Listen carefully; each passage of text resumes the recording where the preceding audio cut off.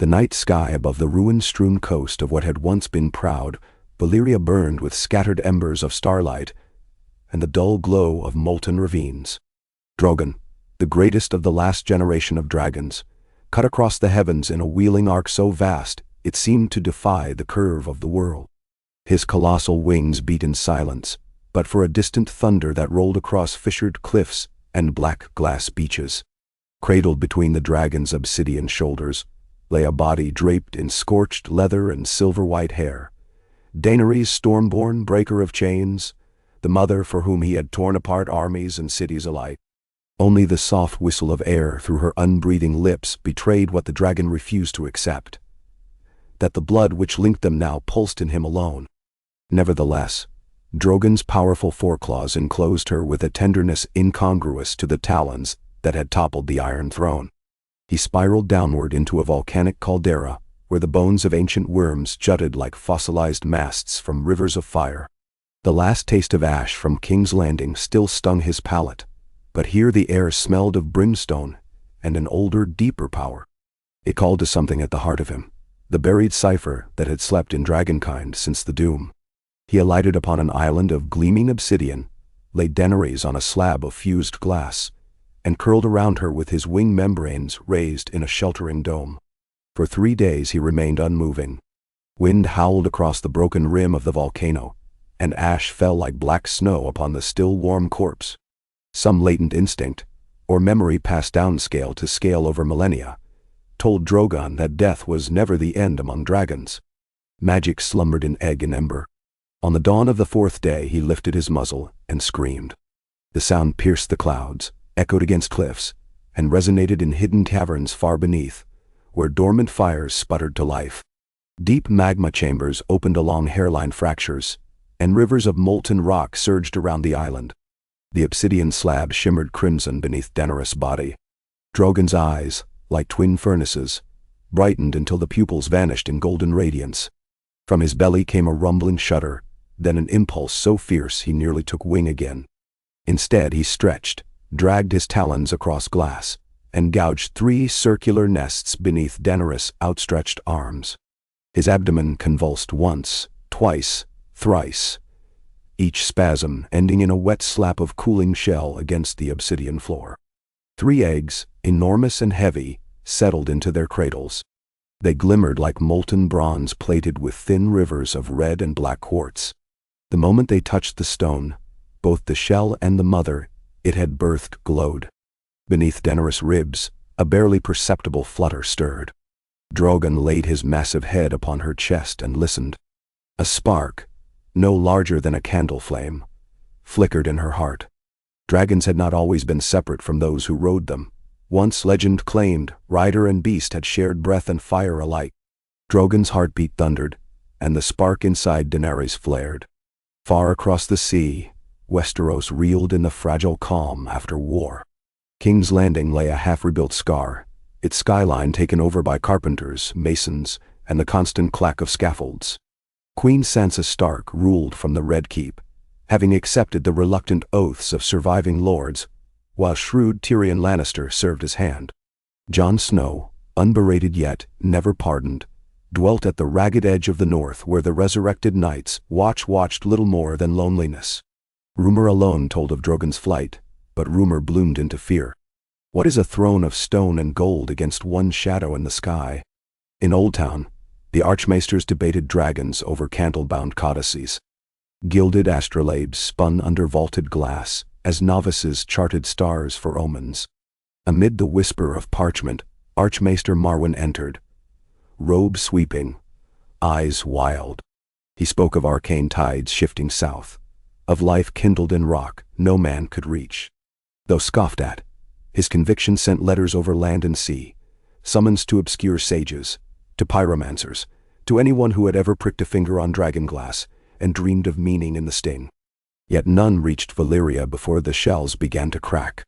2 months after Drogon laid the eggs, fissures mapped their surfaces. Furnace light rippled along veins in the obsidian floor, webbing toward Daenerys. She inhaled. Shallow but true. A rivulet of lava kissed the edge of the slab. The eggs burst in halves. 3 wormlings tumbled forth, one red as living flame, one pitch black with streaks of gold, and the last a pallid silver that shimmered like fresh fallen snow. Each was scarcely larger than a mastiff, but already their scales carried steel's promise. Drogon roared. Lightning skittered across pregnant clouds above the caldera. Storm rain hissed into steam upon meeting molten rock. Daenerys' eyes fluttered open to a world reborn in blood-hued dawn. She tried to speak, found only a rasp. Drogon's head nudged her upright. She tasted metal and brimstone, felt the heat of living lava as though it flowed in her veins. Memories rushed in, King's Landing in flames, the blade in Joan's hand, cold steel in her chest. Yet, what should have been final was incomplete. She touched the 3 hatchlings, each chirping sparks into the air. The smallest, the silver, climbed her arm and curled at her throat, purring in radiant warmth.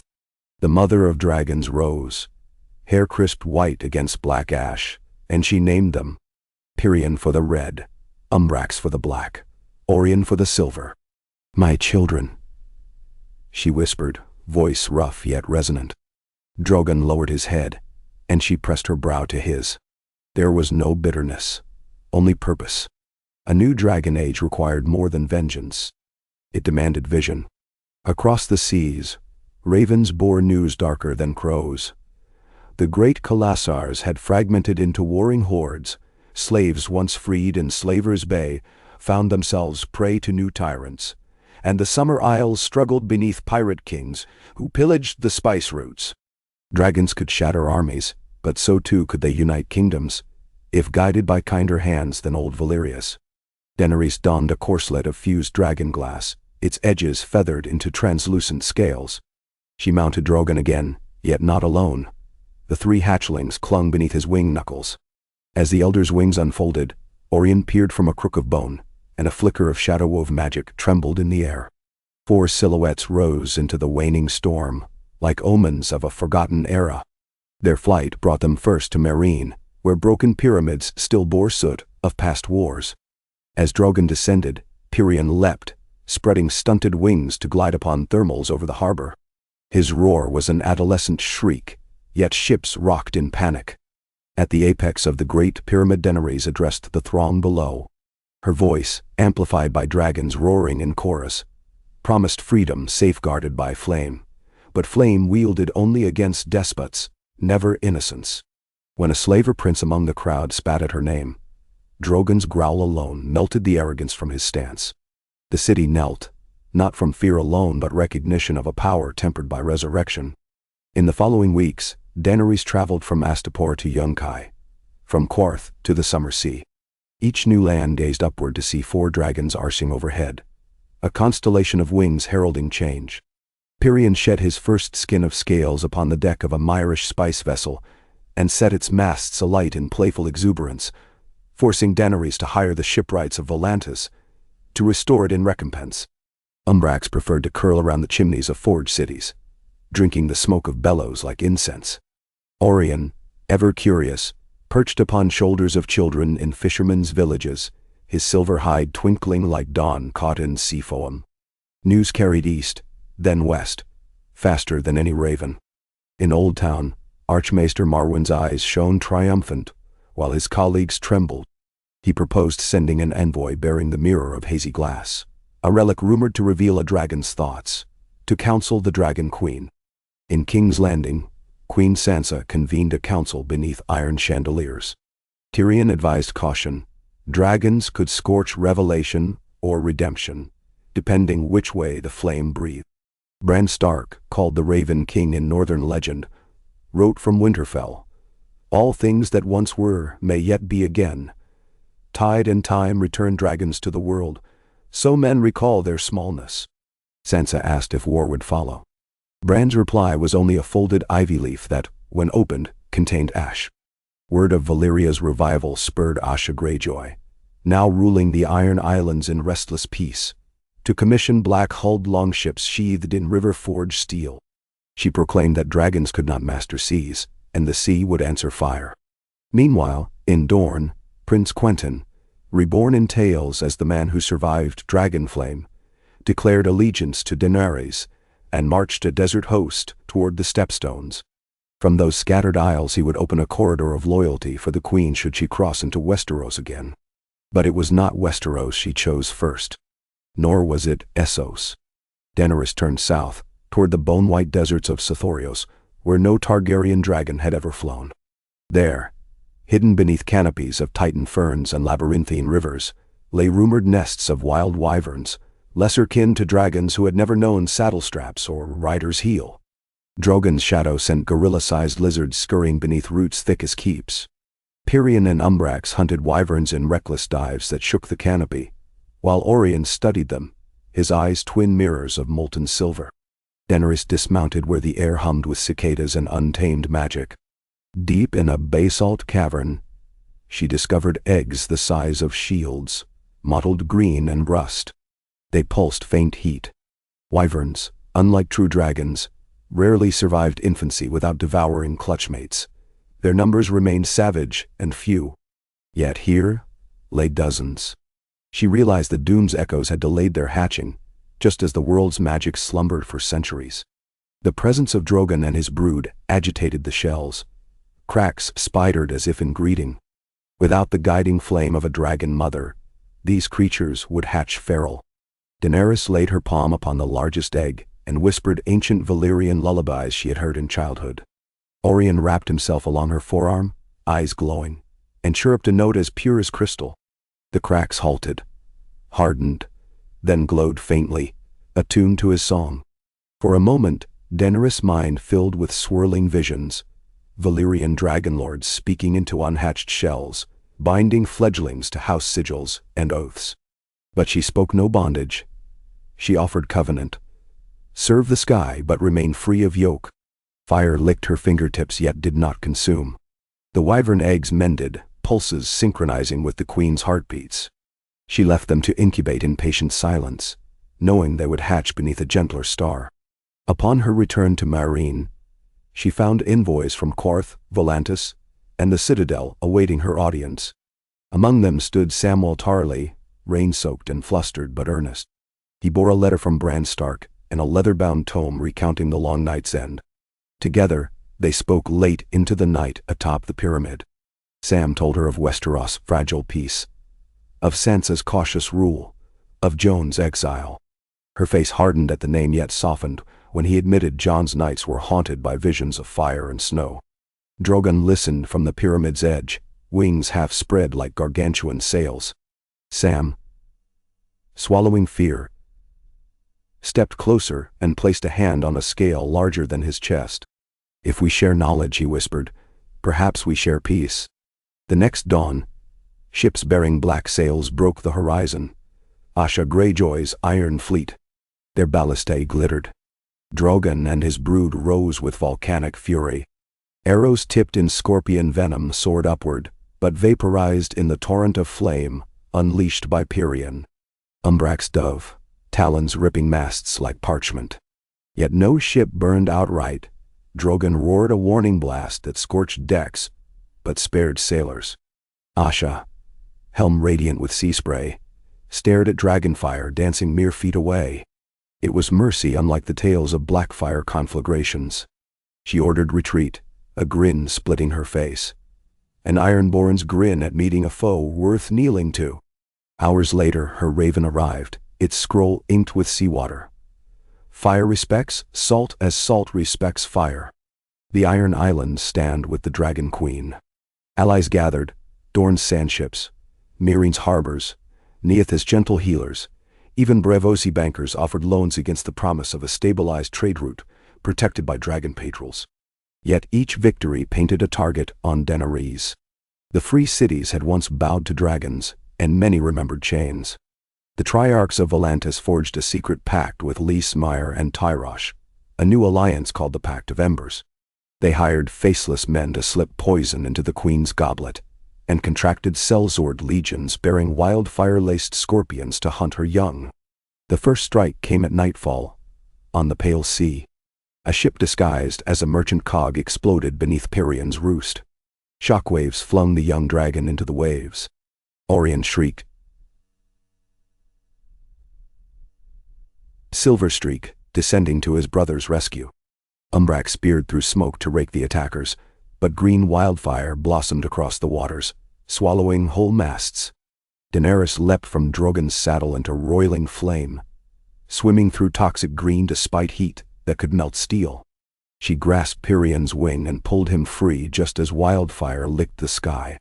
Though burned, the dragon healed swiftly when his mother pressed her brow to his snout and whispered Dracarys not as command, but benediction. Flame poured from Tyrion's jaws, white-hot, refined beyond his age, and scalded the sea until wildfire hissed to steam. In the smoldering aftermath, Daenerys convened her captains. The pact of embers would scorch the world rather than share it. She said, "We answer not with fear, but with a roaring dawn." Overhead, the 3 young dragons wheeled in formation, Drogon a looming sentinel behind. Every harbor allied to the Queen lit beacon fires. Cities that chose neutrality watched, wary as sky. Lanterns shaped like dragons drifted across their walls. Silent warnings that war would darken any realm that harbored her enemies. Back in Westeros, Sansa read the reports and weighed steel against flame. Climate shifted. Summers stretched. Farmers spoke of warmer winds smelling of ash. Maesters whispered that dragons stirred the world's very pulse. Fear alone could nudge lords to rebellion. Hope could do the same. She dispatched Tyrion to meet Daenerys under a banner of parley on Dragonstone's shores. When Tyrion stepped onto black sand, 4 dragons circled overhead. Memories of King's Landing, bells, screams, smoke, made his breath hitch, but as Drogon lowered his head, Tyrion recognized something changed. The huge dragon's eyes, once pits of indefatigable rage, held a tempered gleam, like a smith's fire refined to forge, not destroy. Daenerys emerged cloaked in white scales, 3 dragons trailing behind. Tyrion bowed and offered a goblet he carried himself from cask to cup to prove no poison. They talked through the night in Aegon's old council chamber. Tyrion spoke of Westerosi fears, repeating the Red Keep's fall, of innocence burned. Daenerys listened without rebuttal, then told him of wyvern eggs in Sothorios, of children healed by dragon flame cauterizing plague, of shattered slave chains melted into plows. "I do not bring conquest," she said, "but kinship. The world has grown small, Tyrion. Dragons remind us of grandeur and of responsibility." At dawn they stood upon the ramparts. Orien alighted on Tyrion's shoulder. Small, though now cat-sized, and nuzzled his ear. Tears pricked his eyes at unexpected gentleness. "Perhaps," he mused aloud, "the right story can still change minds faster than swords." Daenerys offered him the silver wormling. "Tell Westeros this is not the terror of old. Tell them it is a promise." Tyrion returned to King's Landing with Orien perched on his arm. Crowds gasped. Some screamed, but more reached out in wonder. In the throne room, Sansa lifted a gauntlet-clad hand to the little dragon's snout and felt warm breath, scented like cinnamon. "If peace has wings," she murmured, "let it perch here a while." She decreed a summit of all surviving great houses at Harrenhal, under open sky where dragons and men could speak as equals, and invited Daenerys to attend. Meanwhile, Daenerys readied her fleet. Every ally answered: Asha's sea wolves, Dornish spears, unsullied commanders, and Etheler's Summer Islander javelins. Above them, Drogon and his brood flew sentinel. On the eve of departure, Marwyn arrived bearing the mirror of hazy glass. He set it before Daenerys. Its surface remained black until Orien hovered above, his reflection a silver comet. Colors blossomed across the glass, images of shattered thrones replaced by great libraries, of dragon-drawn plows carving fertile valleys where deserts once sprawled, of flying caravans carrying spice and silk between continents. The mirror showed futures possible, none inevitable. "Dragons," Marwyn growled. "Our lenses. Through them mankind may see his best or worst self magnified." Daenerys closed her eyes. She saw Jon Snow, cloaked in wolfskin on a ridge of blue ice, staring north. A single tear tracked his cheek at the memory of loss he bore. She whispered old Valyrian words of summons on the wind, not to command but invite. The fleet sailed. Overhead, Pirion and Umbrax practiced spirals, their wingspans doubling every moon. On the third night, the Pact of Embers struck again, this time at sea with a conjured tempest laced by sorcery stolen from shadowbinders. Waves clawed at hulls like giant hands. Scorpions atop hidden galleys hurled spears of dragon glass tipped in obsidian shards that hummed with cursed runes. One skewered Umbrax's shoulder. Black blood hissed into steam as he plummeted toward the storm-churned sea. Daenerys dove astride Drogon through curtains of rain so dense they blurred the world to a single sheet of water. Spells crackled along spear shafts lodged in Umbrax's flesh, retaliating with necrotic rot. Drogon bellowed, freeing a torrent of white fire that vaporized rain mid-air and cauterized the wound clean. Still, Umbrax struggled. The spear remained. Pirion swooped from starboard, grabbed the weapon in his jaws, and snapped it free. Blood flowed anew. Orion, tiny but fierce, clung to Drogon's horn and exhaled a thin jet of silver flame. It licked over Umbrax's injury not in destruction but in forging, a weld of tissue that closed the gash. Witnessing dragons heal one another ignited awe. On every deck, men who might have drawn bows instead cried out blessings. In that moment, the dragons transcended legend to become signifiers of unity. The storm broke with dawn. Shattered galleys of the Pact drifted among corpses. Survivors were plucked from debris and offered amnesty if they renounced their masters. Many did, for the sight of dragons healing each other had broken the spine of their fear-forged loyalty. Daenerys appointed them to rebuild the harbors they once burned, a living redemption. When the armada reached Blackwater Bay, Tyrion awaited on the quay beside Queen Sansa and Jon Snow. Summoned by Raven the same night Daenerys whispered to wind. He had ridden hard from the north, haunted but resolute. Daenerys disembarked in silence.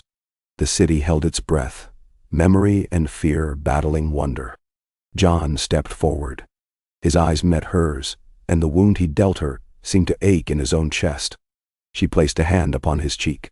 "We died that day," she said, voice trembling. "But death bore seeds." She gestured skyward where 3 young dragons wheeled. "Do you still believe we can break the wheel, Jon?" He answered by falling to one knee. Drogon landed behind, folding wings like closing gates, while Orion perched upon the hilt of Jon's sword, a symbol bridging ice and fire. At Harrenhal, the summit convened beneath towers melted long ago by Aegon's dragons. Now, new dragons perched upon them, flames steady like braziers of amber light. Lords and ladies stood in the courtyard amid weathered stone that once screamed under firestorm. And they spoke not of war but of how dragon flame might smelt plowshares, how dragon wings might pull barges skyward, how dragon heat could forge glass strong enough to roof cities against winter storms. Even Gendry Baratheon, bastard-made lord of Storm's End, presented prototypes of dragon-forged steel that sang when struck. Yet peace is never birthed without labor. Some houses feared irrelevance in a world where dragons tilled fields. Pettier Balish's whispered sentiments lingered like specters. Chaos is a ladder. Lord Tarly's nephew argued that men must control dragons or slay them. As dissent simmered, distant thunder approached, not from sky but earth. Columns of dust rose on the horizon. The Pact of Embers, last shred of its forces, marching with sellswords and glass scorpions drawn by oxen. They meant to strike a beheaded council, decapitate hope in a single blow. Daenerys lifted her gaze toward the approaching storm of banners. Drogon roared. Pirion and Umbrax soared overhead. Orion, now the size of a boarhound, landed upon Queen's shoulder. She turned to the assembled lords. "If we slay them all, fear will again be our herald," she said. "But if we show the world how dragons create where men destroy, perhaps fear will die." Tyrion suggested parley. Jon volunteered to ride out alone. Daenerys instead mounted Drogon with Jon as pillion, a trust so visible it shook the council's hesitation. They flew above the Pact's lines, wind whipping cloaks. From Drogon's throat rolled bursts of flame that carved trenches before the army, walls of heat halting advance without touching flesh. Ground crackled to glass, reflecting sun in blinding brilliance. The mercenaries faltered. From the sky, Pirion and Umbrax exhaled fire script in Valyrian. Daenerys's terms of surrender scrawled across field in molten glyphs that cooled to obsidian. Lay down arms, join in rebuilding, claim reward greater than coin. A place in a world remade. The pack's captains, seeing no burned corpses, only radiant heat-bound words, offered white banners. Their men followed, weapons ditched. That evening, under Harrenhal's melted towers, Daenerys addressed foes turned followers alongside Westerosi lords. "This night marks the hinge of years," she proclaimed. "Henceforth Dragonfire will forge, not raise." She announced the founding of the Dragon Compact, an accord pledging dragons to guard the realms of men, wyverns to be raised as free kin that would patrol sea routes, and a conclave of maesters and mages to regulate the balance between magic and mundane. Each realm would contribute scholars and soldiers alike to a new order named the Dawnflight, sworn not to crown but to life itself. To cement unity, Drogon wheeled over the ruins, breathing a bell-shaped plume of white-hot flame that melted jagged stone into smooth arcs. When it cooled, it formed a great amphitheater, seats fashioned from fused rock, dais in the shape of a dragon's wing spread wide. There, the compact was signed on tablets of obsidian, etched by Pyrion's fiery breath, and sealed by Orion's silver flame. Years passed. The young dragons grew monstrous. Wyverns hatched in Sothorios, now docile under songs taught by Orion. Trade routes soared in airborne galleons harnessed to leather-winged flocks. Magic thrummed through the world as smiths tempered steel-song alloys, and farmers harvested twice in one summer, under vents of dragon-warmed soil. Winter arrived but found granaries full, and hearths warmed by carefully regulated dragon kilns settled near villages, their heat vented through ceramic flues. In Old Town, the citadel's highest tower now sported a terrace where Umbrax perched, aiding philosophers to calibrate astrolabes by night flame. In the north, Pirion patrolled the wall. Melting encroaching ice demons whispered to have survived beyond, ensuring that if shadows stirred again, dawn would answer on scaled wings. And Daenerys, reborn thrice, first in fire, second in death, third in purpose, ruled not from a throne but from the skies, circling the world astride Drogon. Where she landed, hope germinated in footprints of claw and promise. Children chased shadows of dragons across fields where armies once bled. Old songs acquired new verses. When dragons laid eggs again, the world remembered how to dream. One evening, she returned to Valyria, now transformed into verdant terraces, nourished by volcanic soil. Among ferns stood wyverns, docile and proud, while rivers of lava diverted into irrigation sluices. A single obsidian slab remained at the center of the caldera, the place where 3 eggs cooled in memory. Daenerys knelt and pressed her palm to the stone, sensing echoes of earlier flame and future ember. Drogon rumbled softly, his great eye level with hers. Beyond, Pirion, Umbrax, and Orion landed in a semicircle, wings folded like petals at dusk. She spoke not aloud but mind to flame. "Let this age blaze brighter than any before, and burn only that which would darken the sky." A pulse answered in the volcanic deep, as though the planet's very heart beat in reply. Thus began the Second Dragon Age, an era heralded by wing and flame, tempered by mercy, and kept aloft by a queen who had learned that the mightiest fire is that which warms, not destroys. Okay. And the moon rode low and fat above Harrenhal's fused towers, its pale glow spilling across the mirrored amphitheater Drogon had carved with white-hot breath. Jon Snow stood alone at the rim of the bowl, cloak snapping in a breeze that carried the faint mineral scent of cooling stone. All-day lords, maesters, healers, and sellswords, newly sworn to the Dawnflight, had debated logistics, grain allotments, road tariffs, oath translations in 6 tongues. But night had turned their arguments to weary murmurs around cookfires on the castle's shattered courtyards. John relished the hush after crowds. The quiet reminded him of frosted mornings at Castle Black before the wall's shadow melted into dawn. Dragons slept nearby. Pirion sprawled across what had once been Maegor's tower, wings sagging like sails on a becalmed sea. Umbrax snored atop the amphitheater's highest wall, each exhale a plume of ember sparks. Masons would find the stone glassy and smoother come morning. Orion, silver hide, bright as starlight, nested on one of Drogon's forelegs, head tucked beneath a wing. The great dragon, however, was awake.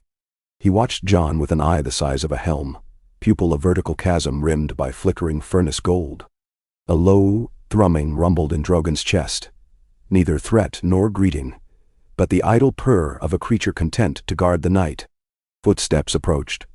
Daenerys, clad in a simple riding coat of winter-white leather, stitched with thin plates of polished wyvern bone. A loose braid kept her silver hair from tangling in the wind. She joined John without ceremony, gaze settling on the dark ribbon of the God's Eye lake beyond Harrenhal's walls. They say the water hides secrets.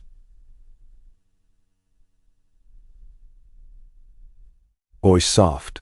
Some claim dragons once nested on the island at its heart. John nodded. The Isle of Faces. The weirwoods there are older than houses and thrones. Bran says they remember every grief men ever spilled on this soil. She studied him sidelong. A lamplight from a distant brazier limned the faint scar left by his own blade, the wound he had given her beneath the ruin of the Iron Throne. He caught her stare. The old shame flared hot as furnace slag, yet tonight her look carried no accusation, only a muted ache that mirrored his own. I dreamed of winter the color of ash, she murmured. But tonight, the wind feels warmer, like a hearth stoked after a long march. John found words tangled behind his teeth. He had rehearsed apologies, treaties, confessions, but none suited the hush. Instead, he said, Bran believes summer lengthens because magic stirs again. Dragons are part, but not the whole. Something sleeps beneath the heart of winter. He says we've only ever shut the door, never sealed it. Silence stretched until Drogon shifted, scales rasping like grinding stone. The weight of destiny pressed on them, two souls dragged by forces older than language. Daenerys reached for Jon's hand. Her fingers were warm, pulse steady. Then we'll seal it this time. Fire and ice together. He taught us that much. Her glance flicked to Drogon. And if I must carry flame to the world's end, you'll ride beside me with snow in your blood and a wolf's heart beating against dragon scale. He breathed out, the chill in his lungs easing. The promise in her words felt like sunrise after a night march. In the distance, the God's Eye rippled, as though some unseen beast rolled beneath its dark skin. Morning brought a parliament of ravens. They converged on Harrenhal's rookery, wings blacking out stray beams of sunlight, caws rattling the tower ladders. Maester Samwell, hair tousled and ink-smudged, met Tyrion Lannister at the base of the rookery stairs, with 3 scrolls sealed in volcanic glass. Tyrion raised a brow. More letters from the Citadel. I thought your archmaesters were happily cataloging dragon droppings for alchemical value. Not quite, Sam said, adjusting his chain. One's from Marwyn, warnings about fluxes and wildfire volatility near Volantis. Another from Lord Davos in White Harbor. And this, he tapped the third, isn't written by any hand we know. The parchment pulsed faintly against Sam's fingers, warm like bread drawn from an oven. Tyrion tugged the wax free. The script within glimmered silver.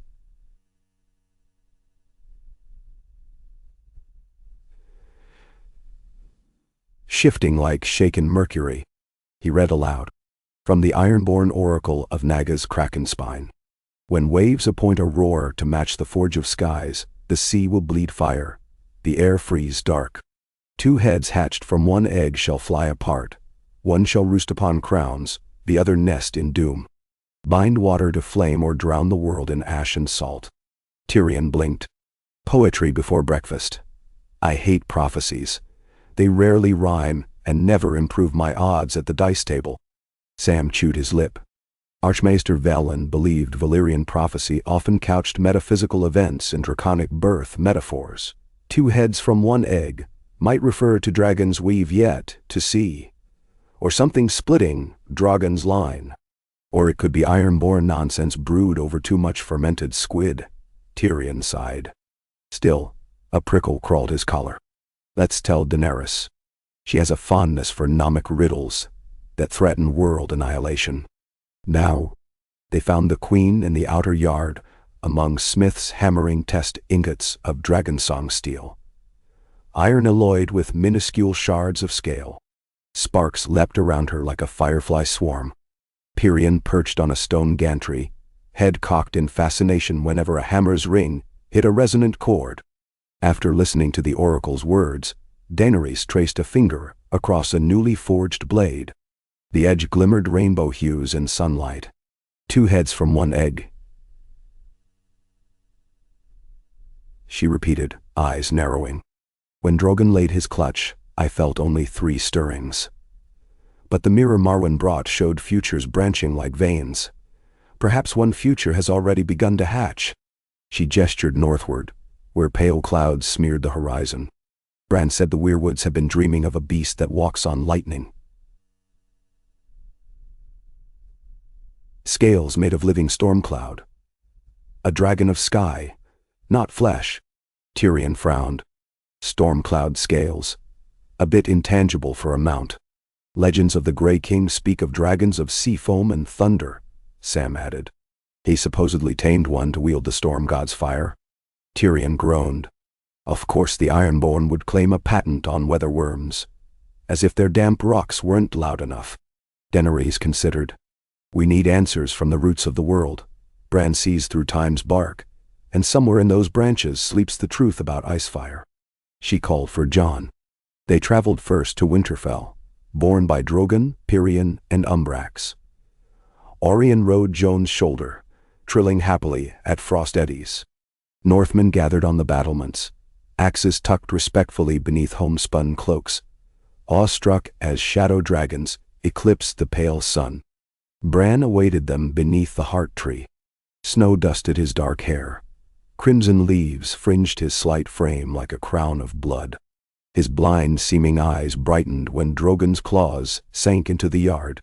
You seek the storm egg, he said before greetings passed. It lies not in sky nor sea, but in the memory of thunder. He rolled his chair forward. Come. 1. The weirwood must show you. Dender Rowell. They formed a circle. Daenerys, Jon, Sansa newly arrived from King's Landing, Arya home from far seas, Tyrion, Samwell, and Maester Wolkan. Bran placed a pale hand on the weirwood's trunk. Roots quivered, and a chill swept the yard. In each mind bloomed a vision.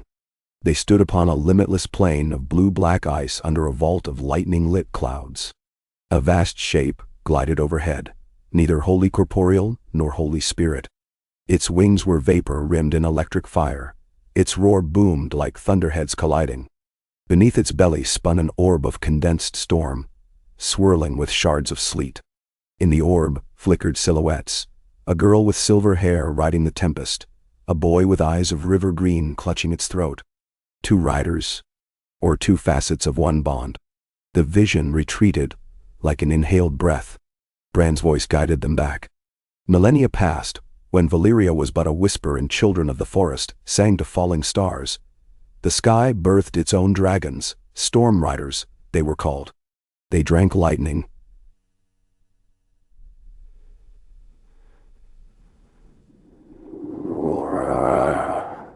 Shed fog scales and laid eggs in hurricane eyes. Only when both fireborn and frostbound rhythms align can such a shell ripen. Da. He faced Daenerys. Drogon's roar cracked more than stone. He woke the sky egg. It drifts above the shivering sea, nested in a wandering tempest. 2 riders must claim it, one of fire, one of ice. Otherwise it falls to earth, and its impact will eclipse the doom. Jon exhaled, seeing Bran's meaning. Ice and fire, our bond. He looked at Daenerys, who nodded slowly. Tyrion twirled his beard. How, exactly, does one land on a thunderstorm and persuade an unborn sky lizard not to obliterate humanity? Bran's lips curved faintly. With a song older than either of you. One the world has forgotten, but the wind knows. Ghost can guide you. A white direwolf padded from the tree's shadows, eyes gleaming like moons. Though grizzled by years, Ghost still moved silent as snowfall. He nosed Joan's hand, then stared north, where mountains speared the horizon. Preparations were swift. Jon and Daenerys would journey to Hardhome on Drogon's back, with Ghost ranging ahead to scent the Skywyrm's heart. Pyrion and Umbrax would shepherd a supply sloop sailing the narrow sea's spine. Arya captained it, having sailed farther than any in the family save perhaps the drowned Stark legends. Tyrion and Sam would remain at Winterfell, hashing treaties with northern lords wary of skyborn eggs and seaborn wyverns. Sansa returned south to steady the capital. The first leg of flight was mercifully clear. Above the wall's gleaming remains, Drogon leveled off. Bitter air sliced around them, but Jon's arms secured Daenerys beneath his cloak. Ghost vanished ahead like a shard of white foam in the gale. Umbrax and Pyrion flanked at intervals, wings catching blue streams of aurora flickering faint beyond the dusk horizon. That night, they landed on an outcropping of the frozen shore. The shattered shells of Hardhome's burned cabins jutted from iced-over soil, silent testimony to the Night King's final slaughter. Wind keened through ribs of charred boats. Daenerys kindled a low fire. Drogon's breath coaxed the tinder without torching the camp. Jon found remnants, a child's carved whale, blackened but intact. He brushed soot from its wooden eye, thinking of the children who might yet see a world scaled in dragons, but not ruled by fear. Before dawn, Ghost returned, muzzle rimed with frost, ears flat. He paced in tight circles, then darted east toward the sea cliffs. Jon roused Daenerys. Dragons rumbled awake. They followed the direwolf across jagged scree to a cliff that dropped to churning black water. Far out, the sea steamed under a distant column of spiraling cloud. Pale flashes within painted the funnel luminous. Daenerys' breath caught. That storm isn't moving. Jon narrowed eyes. It's breathing. Lightning flickered through the vortex in a rhythm disturbingly akin to a heartbeat. Bran's lesson echoed, a sky egg, gestating in tempest. Drogon rumbled, hackles rising. Pyrion shrank behind his elder, while Umbrax's throat glowed with banked fire. They leapt skyward. Wind screamed, flaying cloaks to streamers. Drogon's wings hammered, muscles bunching. Cold lashings of sleet peppered them as they climbed. Umbrax and Pyrion flanked close. One stray crossgust could smash them into each other, but years of practice honed their formations. Ghost remained on the cliff, howling a note that braided with the wind, a resonance vibrating in Jon's bones. Lightning sheared past, searing blind white lines inches from Drogon's wing. Static popped along scale ridges. Within the storm's core, they glimpsed a dark, ovoid mass suspended by gusts, as though the maelstrom cradled it in swirling arms. The eggshell reflected stormfire in endless whorls. Fine vining crackled across its surface, each branch glowing then fading like neural bursts. Drogon hovered at the tempest rim, refusing to plunge deeper. Jon stroked the great neck. Easy.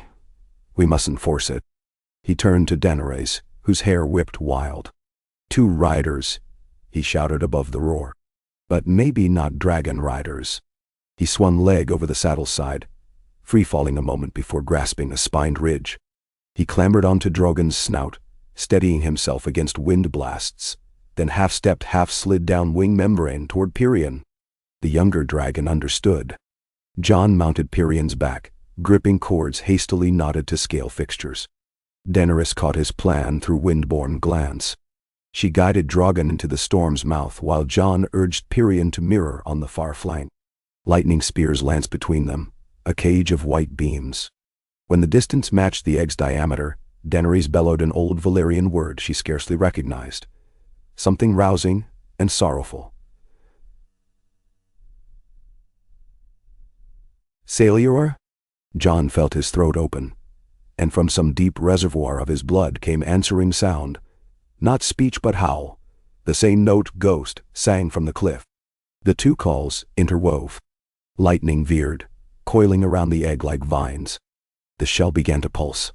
Sleet turned to snow, flakes spiraling upward.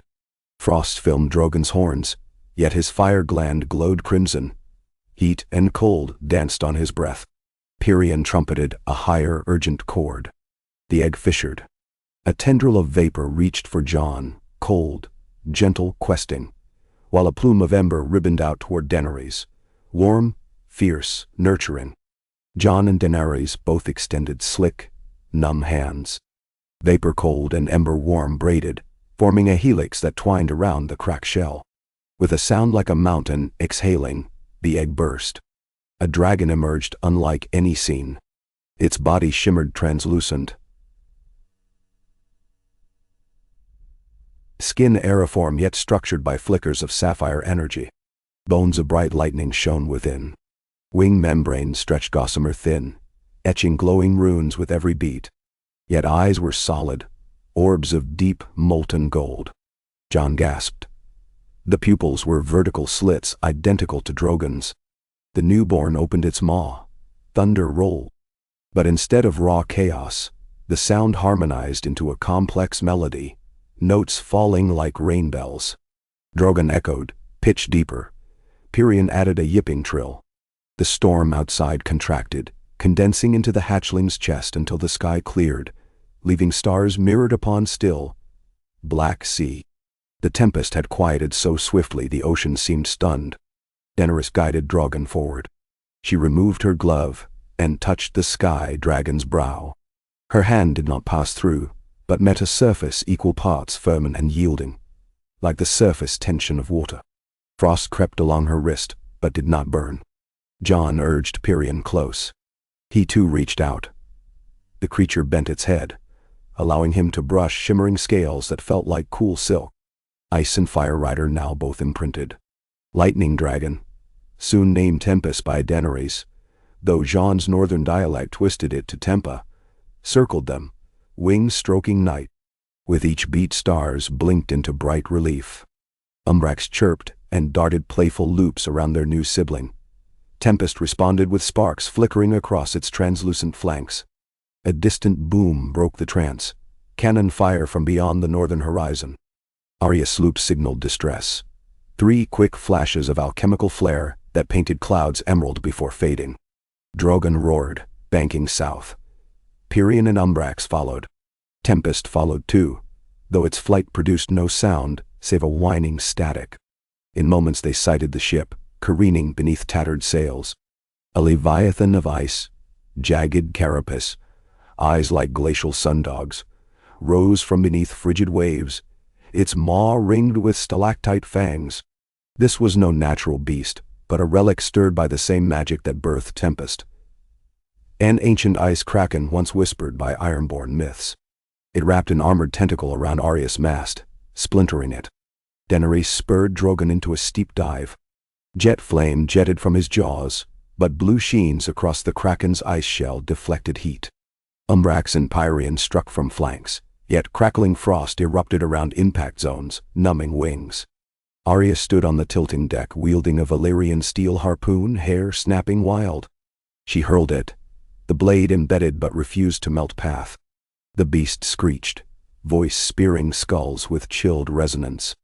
Tempest banked overhead. Static hissed. Jon yelled. Lightning melts ice from within. Daenerys caught his thought. She shouted a command the sky dragon knew by instinct. Tempest's chest brightened, Storm's heart rekindling. A bolt erupted, not random but braided into arcs that wrapped around the kraken's frozen armor. Hairline cracks spidered, internal heat flash vaporized icy flesh. Steam explosions tore pustules open. Drogon followed with magmatic fire into wounds. The kraken thrashed, tentacles severing in pyroclastic booms. It collapsed into slush, sinking beneath black water fizzing like cauldron brew. Arya's crew cheered raggedly.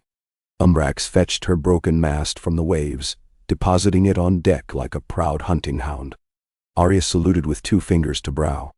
Tempest circled once, then swooped to perch upon the ruined foredeck, wings folding like captured storm clouds. Its talons left no gouges, only frost etchings that glimmered. Arya stroked its ethereal wing. Not bad for a hatchling, she mused. Jon laughed, a sound rusty from long disuse. By the time the dragons and sloop returned south, rumor of the lightning beast raced ahead. Fishermen along Skagos reported a glowing serpent dancing above waves. Wildling tribes called it Bright Worm, harbinger of warm nights. In King's Landing, Sansa received ravens describing Tempest as everything from a celestial omen to a ghost of the Mad King. She amused herself imagining her father's ghost raising brow at that. Council chambers filled with debate. The Dawnflight, still drafting its charter, must now define how to steward an elemental dragon unbound by flesh's limits. Maester Sam drafted proposals. Research Tempest's weather manipulation to irrigate drought lands. Harness safe static channels into lightning rods empowering arcane forges. Tyrion reminded him not to monopolize a sentient creature. Dragons are allies, not tools, unless one enjoys a firebolt up the backside. Resistance brewed. The High Sparrow successor, Septon Benoit, preached that dragons of storm were the stranger's spawn. Crowds in Old Town rioted, toppling statues. Faceless men, hired by the last vestiges of the Pact's gold, attempted to infiltrate Harrenhal disguised as traveling minstrels. Tempest sensed them by the metallic ash of hidden poison on their breath, and zapped their collars with volts that fused trick daggers into lumps. Yet the gravest threat rose from Valyria itself. Deep fissures beneath the refurbished terraces vomited new plumes of ash. Marwyn reported wyverns on the southern archipelagos mutating, growing extra eyes that wept sulfuric ichor, wings splitting into web-veined pairs. The scholars theorized magic's resurgence unbalanced the planet's crust. If unchecked, a chain of eruptions rivaling the Doom could engulf summer seas. Daenerys called a grand moot at Dragonstone, seat of old conquest. Lords, Khaleesi chieftains, merchant princes, maesters, and even shadebinders from Ashai answered. Bran arrived via Ravensight, mind-riding a flock whose beating wings whispered omens. In the candlelit hall he spoke through Arya as conduit, her voice hollowed by greensight. The world must breathe equally. Fire exhaled, ice inhaled. Magic choking beneath stone must find vent elsewhere, guided not caged. Benshaw. They devised a daring plan. Carve relief vents along the spine of the world mountains, channeling Valyria's excess magma north beneath the seafloor into newly forged basalt chimneys, creating geothermal plumes to warm northern seas, thereby stabilizing climate and fostering fisheries. Only dragonfire could drill such tunnels. Only lightning could anneal them. Dragons would labor like masons of magma. Thus began the forging. Over months, Drogon bored shafts into mountain roots, his flame tempered by spellweavers shaping rock with sung resonance. Pyrion and Umbrax hauled molten basalt, cooling it into channeled causeways. Tempest fused seams with electromagnetic pulses that reorganized crystal lattices into near-diamond basalt glass, impervious to fracture. Wyverns, newly hatched and docile, ferried tools and healers across air corridors. During these labors, Jon and Daenerys lived more in cloud than keep. They learned to read Tempest's mood by color shifts in its plasmic hide. Azure calm, violet curiosity, white-hot ire. Jon, ever taciturn, found joy teaching the dragon to play tag with aurora ribbons. Daenerys noticed laughter lines etch his eyes again. But forging worlds invites those who prey on change. In the steppe shadow of Essos' red waste, a cult of Arlor named the Ember Siblings proclaimed the Second Dragon Age a sign their Lord of Light demanded trial by fire for unbelievers. They rallied refugees displaced by forging tremors, promising salvation in purging cold and shadow. Their priests bled themselves before braziers, conjuring fire whites, humanoid husks wrapped in flames that fed on sorrow. These whites attacked coastal villages under cover of volcanic ash storms funneled by their dark rites. Word reached Daenerys' mid-tunnel dig. She diverted Pyrion and Umbrax with a dawn-flight brigade of wyvern-mounted scouts. Arya led ground forces, brandishing catspaw daggers, now edged with lightning-scorched obsidian. Jon rode Tempest overhead, casting forks of lightning that shattered ash clouds and cleared sky for sun to weaken fire whites. Yet each slain white burst into cinders that whispered the Ember siblings' refrain, "Only the brightest fire bends dark." A puzzle hidden in zealotry. Samuel's research found answer in Valyrian palimpsests.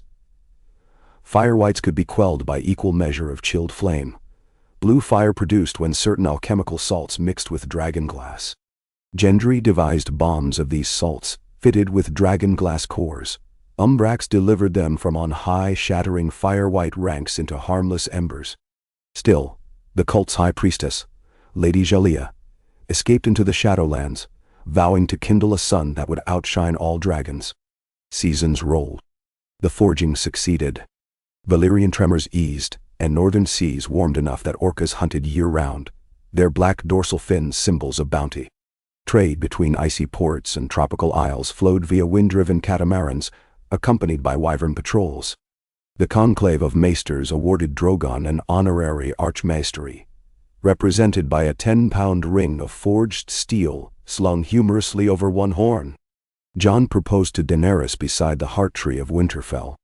No lords attended, only Ghost, Nymeria's distant howl echoing through pines, and Tempest-curling storm-tails above the clouds. She said yes with a kiss tasting of snowmelt over embers. Bran gifted them a circlet grown from weirwood bark, set with a single tear-shaped frostfire gem, mined from tunnels Drogon drilled. They wed at dawn on the cliff, where they had first watched Tempest storm. No throne, only sky. Their union wove ice and fire in more than symbol. Months later, Daenerys felt a flutter beneath her ribs reminiscent of the spark Drogon sensed in her heart years before. Maester Walken confirmed. Life quickened within. The child would be born at the cusp of New Year, the first of a generation raised amidst dragon song and weirwood whispers. News turned answering hearts worldwide. In Far Yeti, emperors sent silks embroidered with phoenix wing patterns. The Dothraki stitched a tapestry of night sky horses galloping alongside dragons. Sansa ordered a cradle carved from the stump of the Winterfell heart tree, lined with Valyrian lace. Tyrion commissioned a miniaturized suit of dragonsong mail, though Sam reminded him infants should not wear armor. "Have you seen what infants drool?" Tyrion retorted. "Armor is prudent." The future seemed incandescent. Catastrophe struck the eve of winter solstice. Roving wyvern patrols above Ashai sighted red auroras twisting anomalously toward the Shadowlands, where Lady Jalea had fled. Ravens failed over the mountains of Morn. Messages returned blackened or empty. A dawn-flight longship exploring Jade sea vents found water temperatures rising abnormally, boiling schools of fish. Bran warged into seabirds but crashed against a wall of obsidian mist, ringed around Jalea's fortress.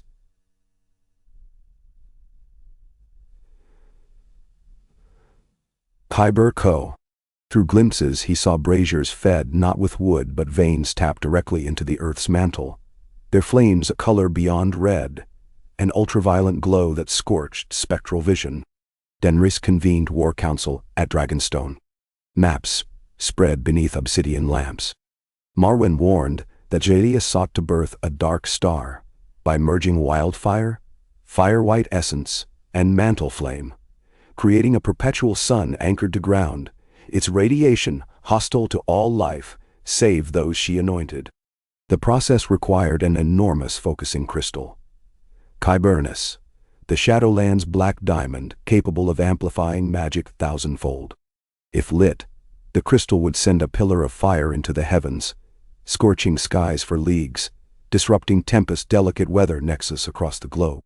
The Dragon Age would twist to an age of dread. Time ran thin. Jalea's rites aligned with solstice midnight, the longest night ready to flip into domination of light. But this light would be unkind. Drogon carried the vanguard across the strait, while Tempest raced above to disrupt ash storms, forming around Kyber Kotoa. Jon led an airborne unit of wyvern-mounted scouts, Arya infiltrated ground lines with faceless stealth.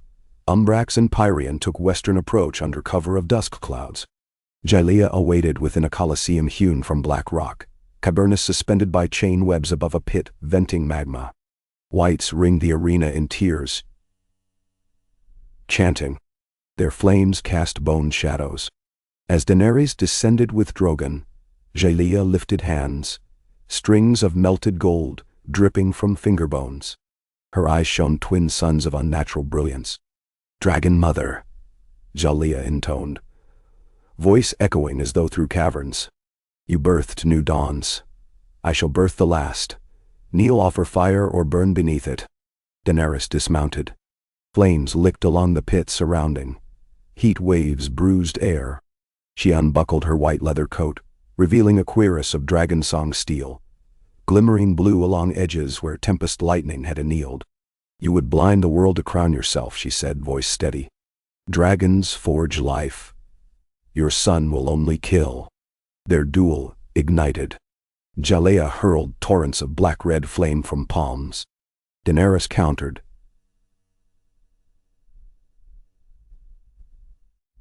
Swinging arcs of heating air that deflected ember rivers. Drogon perched at arena rim, unleashing sheets of white fire that clashed with Jalea's dark jets. Where they met, vortexes of void flames spun, devouring color to nothing. Above, Tempest engaged a rarefied battle with the Cavernous itself. The crystal absorbed stray lightning, refracting it into lances that threatened to pierce dragonhide. Jon rode the storm beast, guiding bolts away while steering palpable electricity to short the chain pylons. Each link shattered with thunderclap booms, but the crystal remained afloat, drawn by the vent's heated updrafts. Arya infiltrated the white choirs, sliding twin obsidian daggers across throats. Fire bled out silently. She signaled to wyvern squads. They dove, dropping blue salt bombs that collapsed outer braziers into hiss and steam. Magma vent surges subsided, but the central pillar still roared. Jalea sensed momentum shifting. She drew a stiletto of crystallized wildfire, green-black and alive with worms of flame, and stabbed toward Daenerys' belly. Drogon shrieked. Time slowed. Jon's voice echoed across the vault, a wordless warning flayed by distance. Yet Daenerys moved with mother's instinct, twisting, guiding blade past abdomen. The stiletto carved shallow across her ribs instead. Blood hissed into steam. She seized Jalea's wrist, pressed palm against palm, and channeled heat of her own lifeblood through Dragonsong cuirass into priestess marrow. Wildfire turned inward, devouring the hand that wielded it. Jalea screamed as her arm combusted from within, body cracking like kiln-over-fired porcelain. She fell into magma vent, crystal eyes popping in liquid flame. Instantly, the Cavernous lost anchor. It plummeted. Jon urged Tempest beneath the falling gem. Drogon joined, both dragons gripping its facets with claws and lightning tendrils. Weight dragged them, but Pyrian and Umbrax surged up to assist. Combined, 4 dragons bore the crystal upward out of the vent shaft, past fractured superstructure, into open sky. There Jon commanded Tempest to unfurl every storm stored since hatching. Lightning cascaded through Cavernous, overloading lattice. Cracks radiated like sunbursts, then implosion dimmed crystal to dull slag. They released the corpse of stone. It tumbled into Shadow Sea and sank, harmless. Daenerys limped from arena, wound already seared shut. Jon landed. They embraced amid raining cinder snow, dragons roaring triumph into night. Months later, the child was born in Dragonstone's restored chamber of the Painted Table, beneath constellations depicting dragons and deerwolves entwined. Midwives gasped when a breeze of gentle static danced across room. Tempest perched outside window, warbling lullaby sparks. The girl emerged healthy, thick black curls threaded with silver. Eyes mismatched, one Targaryen violet, one stark gray. She squalled until Drogon's distant baritone thrummed, then quieted, blinking wonder. They named her Lyanna Egella, Lyanna for the wolf, Egella for dragon queens of old. At the naming feast, Bran rose, leaning on Weirwood's staff. The child of storm and snow will knit horizons, he prophesied. When her voice breaks, mountains will kneel. But teach her first to whisper. Years stretched, mellow as autumn cider. Villagers built wind harps to echo tempests passing. Children flew kites shaped like silver hatchlings. The dawn flight codified. Dragons served as wardens, not weapons. Each hatchling chose role: agricultural flamekeeper, weather shepherd, or sentinel of seas. Wyverns became couriers, their harness bells a cheerful jingle across trade lanes. Forge cities produced transparent basalt skylights, flooding halls with winter's sun. And above all, 5 dragons commanded the symphony. Drogon the Forgefather, Pyrian the Hearthbrand, Umbrax the Skysinger, Tempest the Stormweaver, and Orion the Dawnspark. Grown now to horse size, still fond of perching on Tyrion's reclaimed chair in King's Landing Court, to sniff wine goblets. Daenerys and Jon ruled from no fixed throne. They roamed realm and world, arbiters of disputes, leaveners of harvests. Yet on each anniversary of the forging's completion, they returned to Valyria's caldera, where 3 empty egg cradles remained fused into glass. There, they taught Lyanna to read the tremors of the earth, hear the whispers of wind, and feel the pulse of dragonfire in her veins. One twilight, as crimson wash bled across horizon, Lyanna slipped her small hand into a hollow in the obsidian slab. The rock answered with faint warmth. She smiled, baby teeth glinting, and looked up at her parents. "It's humming," she said, "like it's waiting." Jon and Daenerys exchanged a glance, wonder tinged with awe, but no dread. For they had learned dragons herald beginnings, not endings. Should the world call again, their family, flesh and scale alike, would rise on storm wings and forge new dawns. Night settled deep and sweet across Valyria's reborn terraces. A velvet dark blooming with ember-petaled flowers, the dragon forges coaxed from soot-rich loam. Lyanna Aegella, Targaryen Stark, 7, bright-eyed and fearless, clambered along a basalt ridge that overlooked the caldera, where Drogon once roared the dawn of a second age. Her black and silver braids leapt with every scramble. Sparks fluttered from her fingertips whenever excitement outpaced caution. Orion, still the smallest of the great flight, though now stallion tall at the shoulder, paced beside her, silver scales reflecting half-grown moons. Below, molten rivers glowed, their hiss a lullaby. Lyanna's laughter, already half song, half wolf call, rose to mingle with that hum. She had insisted on a moonrise excursion, and Jon Snow, ever watchful, shadowed his daughter from a distance while balancing the vantage of a father with the gravity of a king. Daenerys stood farther back upon a spur of black glass, pale hair billowing as she fed scrolls of faded prophecy into a brazier. The mirror of hazy glass beside her trembled, anxious as a caged tide.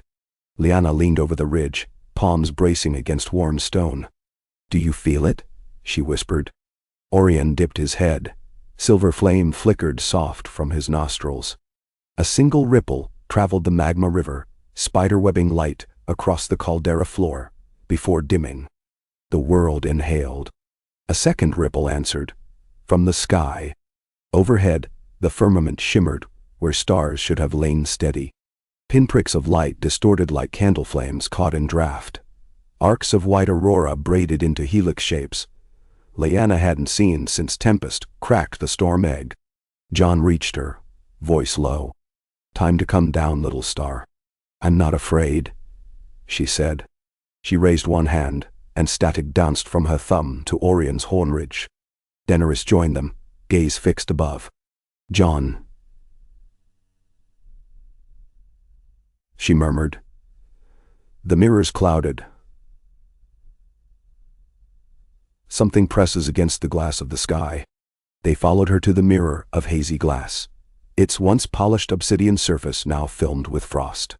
When Lyanna neared, the frost cleared at the heart to reveal a swirl of indigo and lightning, a vision of tempest racing clouds in desperate circles, while sheets of something darker than night skated after him. Jon's jaw nodded. "That isn't storm shadow, that's absence." Daenerys touched the mirror and felt vacuum tug at her skin. An emptiness eating the sky. The mirror pulsed, and a low moan poured from it, echo of another world, or perhaps a warning from their own. Words appeared, jagged as cracked ice. When the upper firmament splits, the hinge of wings must close or light itself will bleed. Lyanna traced the glyphs with a child's certainty. Something's broken up there, she said. Tempest is trying to stitch it, but stitches of lightning can't hold emptiness. Drogon's roar thundered across the caldera. He rose from the valley floor, wings unfurling in slow sovereign beats. Pirion and Umbrax launched after him, scales aflare beneath starlight. Tempest was missing.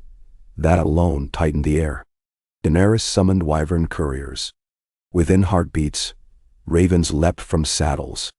One to Winterfell, one to King's Landing, one to Dragonstone. 3 nights later, council gathered beneath fused arches of Harrenhal's amphitheater. Bran Stark, his consciousness woven into a weir-root throne grown expressly for journeys beyond flesh, spoke through a raven perched at the dais. Sansa arrived in wolf-pennant coach, escorted by an honor guard of Dawnflight drakes, whose feather scales shimmered burnt gold. Tyrion limped in, age tugging at knee but wit untouched, Orien riding his shoulder. Samwell unfurled parchment maps annotated with snowfall patterns unnatural even for winter's edge. Tempest had not returned. Scouts reported seeing him vanish above the shivering sea, into what looked like a starless wound slowly unfurling across the heavens, an expanding rift where constellations guttered out as though pinched between fingers of void. Bran's raven voice carried harsh and thin. The sky has cracked along an ancient scar. The path long night's comet once burned. Magic that feeds our dragons also holds that seam dormant. But as magic waxed, pressure returned. Tempest alone cannot seal it. Jon looked to Daenerys. Grief and gravity met between them. You forged vents for Earth's fire, he said. Now we must mend the torn frost above. Tyrion tapped a rod upon the painted basalt floor. We face, effectively, vacuum inside the realm of heaven. Heat will flee. Cold will surge. If the rip widens, no flame stays lit, no river remains liquid. Dragons would freeze mid-flight. Envenom. Or be extinguished, murmured Sam. A hush followed. Lyanna, seated between her parents, swung legs that did not touch ground. We can't patch sky with stone, she said. But maybe with song. Eyes turned. She shrank a little, then drew breath. When I was with Orien on the ridge, I felt veins above us. Threads of music. They tore when emptiness pushed. If dragons sing together, maybe threads weave whole again. Maester Marwyn stroked his beard. Resonance as seamstress. Meld frequency. Knit astral filaments. Risky, but our only calculus. Daenerys lifted her chin. Then we ride. All 5. Tyrion frowned. Tempest is already up there. But Drogon, Pirion, Umbrax, Orien. 4 dragons of flesh. Even with wyvern choirs, can they generate pitch equal to Void's hunger? Sam spread his second map. A ven-penned tangle of lines radiating from the rip to points around the globe where ley lines peaked. We amplify them with the world's own bones. We must place dragon singers at these 12 loci. Bran can hold threads through the Weirwood network. Now is own terror. Nodes, Bran's raven croaked. Roots in 12 soils, each feeding one note of the deeper chord. Daenerys reviewed the sites. Old Valyria, Dragonstone, Winterfell, the Arbor Beacon Spire, the red dunes of Sunspear, the Frostfang passes beyond the wall, Ashaya's Shadow Pier, the Stepstone's Maelstrom, the Emerald Cliffs of the Summer Isles, the Jade Jungles of Yeti, the Grey Waste of Sathorios, and the living flame geysers of Volantis. The map itself hummed. Muster wagons rumbled across continents. Longships cleaved seas under escort of wyvern squadrons. Sky cathedrals, dirigibles hauled by leather-winged trios, ferried singers and maesters. At each node, towers of fused glass and steel rose, singing pylons forged by Gendry's guild. They awaited dragonfire to awaken crystalline cores tuned to specific pitches. Lyanna traveled with her parents to Dragonstow's tower set atop the old keep's highest turret. Orion curled about the spindle's peak like a living vein, tail twined around lightning rods. Gulls spiraled far beneath. On the eve of alignment, storm clouds congealed around the rip, now visible by day as a bruise across the zenith. From its edges drizzled motes of darkness that evaporated seawater into plumes of rime. Farmers in the reach watched Leia Frost carve white scars through barley fields. Inside Dragonstone's map chamber, Daenerys knelt before Lyanna and placed a spear-like tuning shard of Dragonsong steel in her hands. "Tonight the world will breathe through you," she said. "Listen first, then sing." Lyanna nodded, solemn as any queen. Jon bound a wolf head clasp at her cloak. "Your voice is both our bloods. Use it well." At moonrise, the network lit white. From each of the 12 towers rose pillars of colored flame. Drogon's white-hot at Valyria, Pyrion's deep red from Sunspear, Umbrax's midnight violet at Winterfell, Orion's quicksilver at Dragonstone. Wyvern choirs providing harmonic lines elsewhere. Lyanna stepped onto the parapet. Wind stung tears from her eyes. Above, rift edges writhed, gaping wider. Tempest dashed across chasm's rim, tail-flicking arcs of lightning attempting to lace torn cloth. She inhaled. All towers relayed breath through crystalline hearts. A thrumming filled the air, low as tidal heartbeat. Lyanna exhaled on an open vowel. The shard in her hands vibrated. Orion answered, throat glowing. Their duet spun upward, coaxed by weirwood roots. Bran guided through soil and sea to cradle pulses of sound. Jon raised sword, forged of Dragonsong and stark ice. He set its flat to the parapet and let resonance travel steel. Daenerys stepped to his side, palms blazing. Her flame did not burn stone but set it singing. Across the world each node's guardian joined. Sansa's clear alto from Winterfell, Arya's sharp whistle over Frostfangs, Asha's sea-rough contralto at the Maelstrom, Tyrion's reedy baritone through a speaking horn atop the arbor. The chord converged upon the rift. Tempest flared incandescent. He folded wings, letting sound flow through his translucent bones. Lightning vented like organ pipes. Thread by thread, the ragged whole knit. Yet not fast enough. From within the void, a shape surfaced.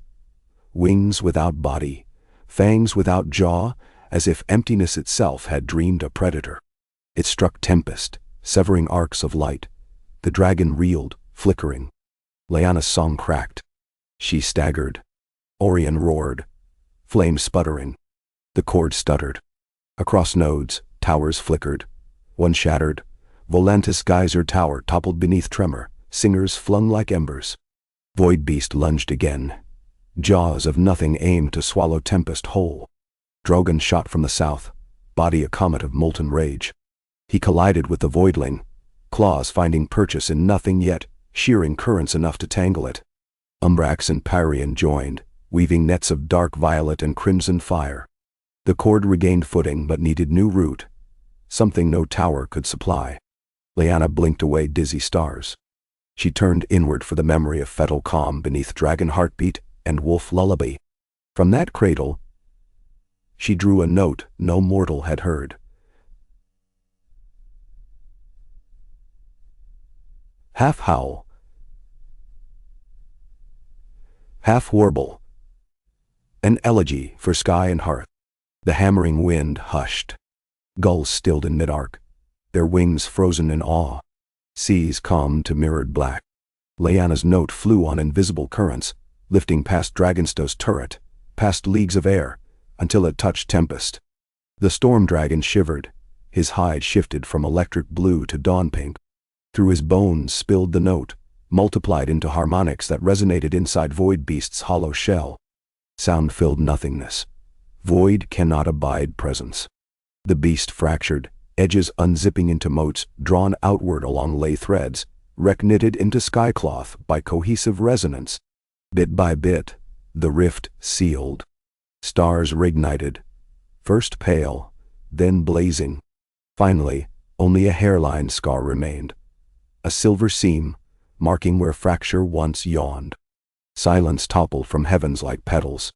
Then the world exhaled. Towers powered down, flames tapering to gentle embers.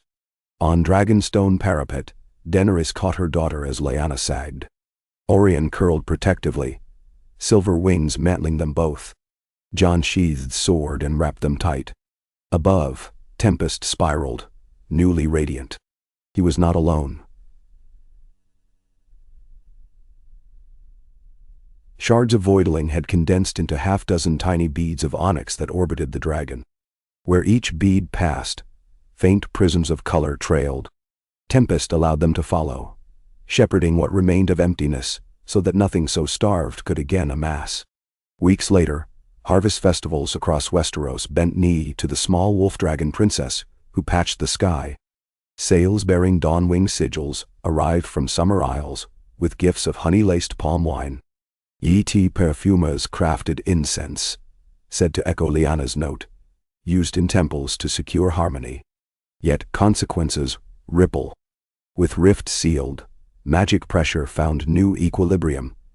Dragons felt it first, molt accelerated, scales iridescing across new spectra. Drogon's black became obsidian shot through with crimson veins. Pyrion's red deepened to garnet. Umbrax's violet darkened near ultraviolet. Orion's sheen grew mirror-bright. One could read prophecy in his hide. Tempest transcended flesh further. Now a living aurora. Substance only where he chose. Scholars debated. Had sealing sky birthed a third age already? Would the cycle never rest? Maester Sam compiled a tome titled Canticles of Seam and Sky, arguing change is breath, stasis a myth. Tyrion wrote a bawdy commentary poking fun at those expecting quiet in a world where a 7-year-old outsang the cosmos. Lyanna took lessons beneath Winterfell's heart tree. Bran, older but evergreen, taught her to walk dreams responsibly. Arya tutored her in stepping without being heard. She failed often and laughed. Sansa showed her court courtesy and sighed. Gendry forged her first training sword. Dragon glass core, dragon song edge, wolf head pommel. Nights. She sat astride Orion chasing summer lightning over calm seas. Child and dragon weaving spirals that rippled shoals into glow. Jon and Daenerys traveled, re-inspecting each tower. At Sunspear, they found Pyrien teaching children to blow glass trumpets tuned to the chord. At Valyria, Drogon loomed like a living fortress, pupils slit but gentle when orphans picnicked at his claws. Peace, for a season, abounded. Peace invites forgetting. North of the Frostfangs, a splinter sect of the old Ember siblings gathered emberglass fragments from Volantis's ruined tower. In secret caverns they bred firewights again. Not from men, but from shadows scraped out of sky scars' last fading shimmer. Shadow whites drank heat rather than radiated it, forming ice-like ebony claws. The sect believed that abnegation of flame and ice both would birth true equilibrium, nothingness divine. Their raids began small. Extinguished hearthfires in fishing hamlets, livestock frozen mid-stride though midsummer. Arya scouts reported entire tree lines flash frozen to obsidian sap, leaves still green side glass tombs. Bran sent direwolves.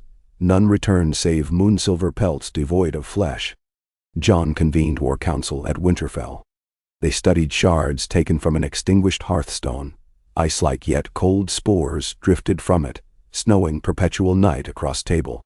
Maester Sam's studies revealed resonance opposite to Lyanna's patch song, antisonic rip, capable of unraveling bonds within molecules. Silence weaponized. They named the cult Nullites. Asha's sea wolves chased Nullite ships across shivering sea, but they navigated by emptiness, leaving no wake. Selthuria scouts tracked them to an iceberg fortress adrift north of Skagos, an inverted hollow spire tunneling downward into Black Ocean. At its core glimmered a heartstone, a chunk of sky scar still malignant, beating with quiet pulses of negative light. Nullites planned to drop it through Valyrian vent network, collapsing tunnels and counterforges, returning world to pre-flame ice. Only dragons could reach the spire's heart before release. But Dragonflame Sam warned. Might feed negative crystal. They were opposite halves. Clashing could create singe big enough to tear a new scar. Lyanna stood beside Orion, fist clenched. It's about song again, isn't it? Opposites must harmonize. Daenerys brushed a braid from her daughter's brow. Yes. We must lull the Heartstone, not fight it. Nah. Bran spoke through Winterfell's weir. The Heartstone sings of absence. Lyanna, you must teach it presence. The plan insane. Lyanna, little though she was, would descend inside the ice spire riding Orion, carrying within her the cord of seam. Dragons would not burn, only guard.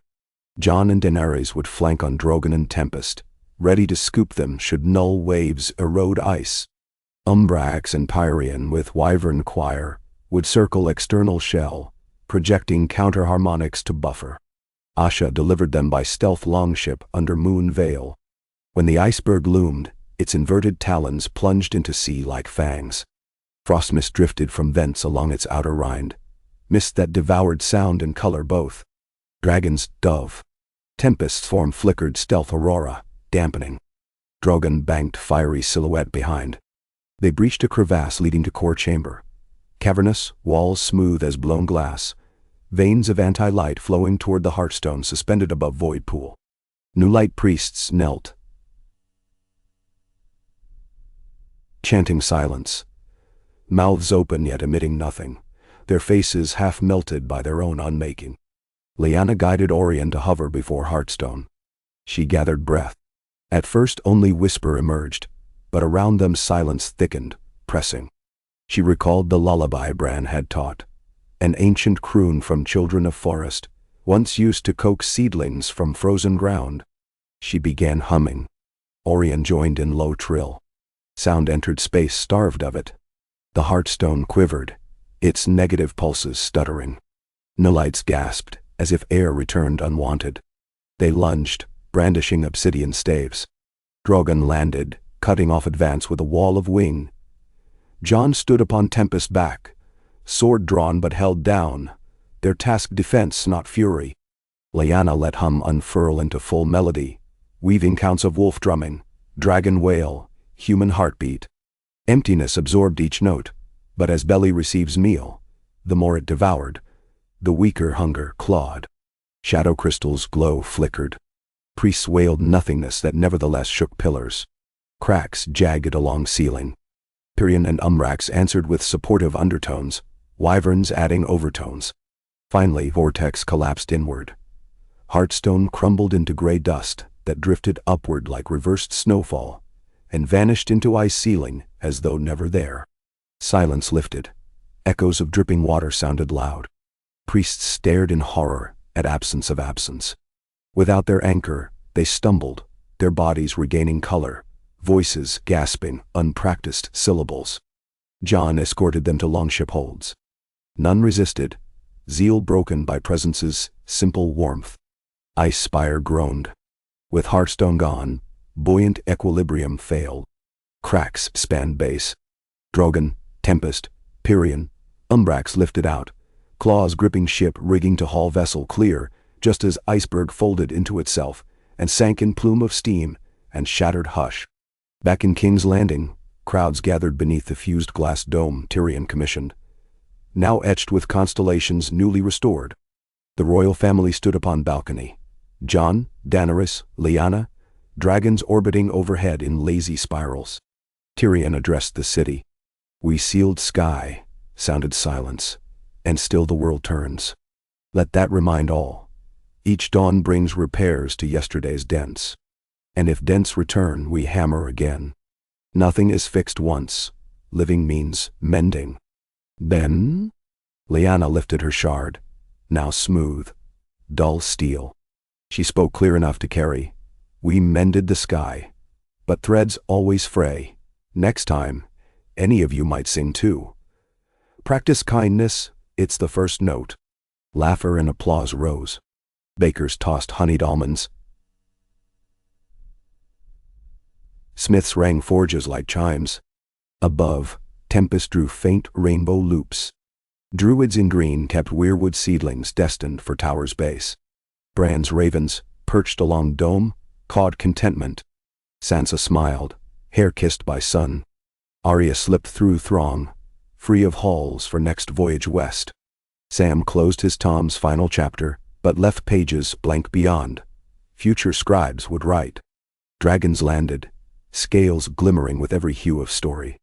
Drogon knelt for Lyanna to clamber onto Horned Brow. She waved to crowd, then guided him to leap skyward. Wind grabbed braids. Her laughter trailed after, full of what tomorrow might ask. Tempest glided beside, escorting. Far below, onlookers shielded eyes, watching shapes shrink to specks against broad blue. Mended cloth that would inevitably fray again. But after 2 dragon ages and the song of a child, humanity knew at last that tears in the world were invitations, not ends. And high above, where once a scar yawned, sunlight painted silver seam, embroidery of resilience, a reminder stitched into heaven. Every rift can close when many voices choose the same song. Ay, ka, oh, ay. The hearth fires of Winterfell burned blue the winter Lyanna Ygella turned 15, though no white raven had flown to name the season. Blue flame had become a strange barometer since the sealing of the Sky Scar. Whenever magic flexed in the bones of the world, fire shifted hue, and Maester Sam sent clipped letters to every court, warning them to mind their forges. That year the forges sang night and day, turning out plow blades for a reach too warm to rest, and spears for a north bracing against storms that arrived from clear skies like hammer blows. Lyanna paced the frosted courtyard with her training sword, snowflakes hissing to steam whenever they touched the obsidian steel edge. Jon watched from beneath the heart tree, cloaked in a mantle of direwolf fur and silver dragon scale links. A gift he claimed was too fine for him, but wore because Daenerys liked the gleam and torchlight. Wolf banners stirred overhead. So did banners bearing the new sigil of House Targaryen Stark, twin dragons rampant over a leaping direwolf, moon and sun conjoined behind them. Across from Lyanna stood her sparring partner, the young Lord of Bear Island, Jade Mormont, 3 years her elder and twice her breadth. Jade fought with a great axe fashioned from the jawbone of a wyvern and inlaid with orbiting runes that glowed when swung. It was not enchanted, he insisted, merely respectful of its former owner. Lyanna smiled at the boast. She could see the faint ripple of spell metal whenever the axe met air. Jade lunged. Lyanna's blade flickered in parry. Sparks scattered like fireflies. He swept low, forcing her back. She pivoted, gliding on boots lined with dragonglass grit for traction. A clatter of applause rose from the parapets where visitors watched.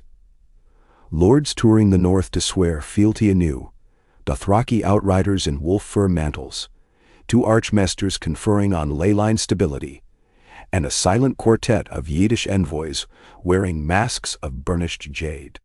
Their presence worried Jon. Yi seldom sent guests unbidden, and masked ones signified imperial behest. Lyanna feinted, rolled under Jade's reverse swing, and tapped his ribs. Faint blue light burst from contact, freezing his pauldrons with hoar frost. He surrendered, laughing though his breath fogged to crystals. "Yield," he gasped, bowing. "Princess, you sting like the north wind." She brushed stray strands from her face, cheeks pink. "If wind sings you're off balance, you shouldn't let it." Her tone copied Arya's, though she lacked her aunt's sly bite. Jon approached, nodding approval. "Good," he told them both. "But remember, steel is only half the fight. The other half listens." He glanced at the heart tree, its carved face glistening red in rising sun. And sometimes the trees speak more than swords. A horn sounded at the outer gate. Lyanna's pulse quickened. She recognized the triple call, a herald seeking audience with secrets. They gathered in the great hall before noon. Snowmelt dripped from rafters warmed by 5 fireplaces. Draped across the high table lay an obsidian mantle still steaming from flight. Drogon's wing scale, delivered as proof of urgent summons. Daenerys herself entered through the side door, hair wind-tangled, travel dust streaking her riding leathers. She had come alone on Drogon's back faster than a raven. Jon rose. "What new sky tremor?" His voice carried dread. though calm as ever. Daenerys shook her head. Not tremor. A call for aid. She held out a rolled vellum sealed with living wax, tiny ripples like breathing. The sigil was an eclipse devouring a sunburst. From Yet Vol, the Jade capital. The Golden Empire begs dragon help, or so they claim. Their outer provinces report people turning to living salt. Caravans vanish into crystal dunes, and Tyrion Lannister, bent with age but sparking with curiosity, leaned forward. And Tempest has not returned from those skies in 9 days. Murmurs. Jon's brow furrowed. Drogon and his siblings kept regular circuits beyond Yeti ever since the Nullite crisis. Tempest especially patrolled the Sunrise Lands, shepherding storms toward drought basins. Absence of a dragon that large should have filled sky with rumor. Sansa, visiting from the capital, studied the mask-wearing Yiddish envoys. Your masters sent word only to us. Doesn't the Golden Empire keep its own sorcerers? One envoy detached from the group, mask sparkling with green gold dust. A woman's voice issued from beneath. Our augurs trace the cause to the Shatter Sky Scar, as your scholars term it. They say echoes of its breach now seep into our deserts through mirrors of the moon. Yet Vol's imperial astronomers cannot close celestial reflections. Only those whose song mended the original tear hold power. She bowed to Lyanna. We need the princess, the song-bearer. Lyanna felt every eye, still panting from sparring. She steadied her breath. If sky reflection cracks, we patch it, she said. Simple, she hoped. But Samwell's gaze warned complexity ahead. Daenerys spread a map.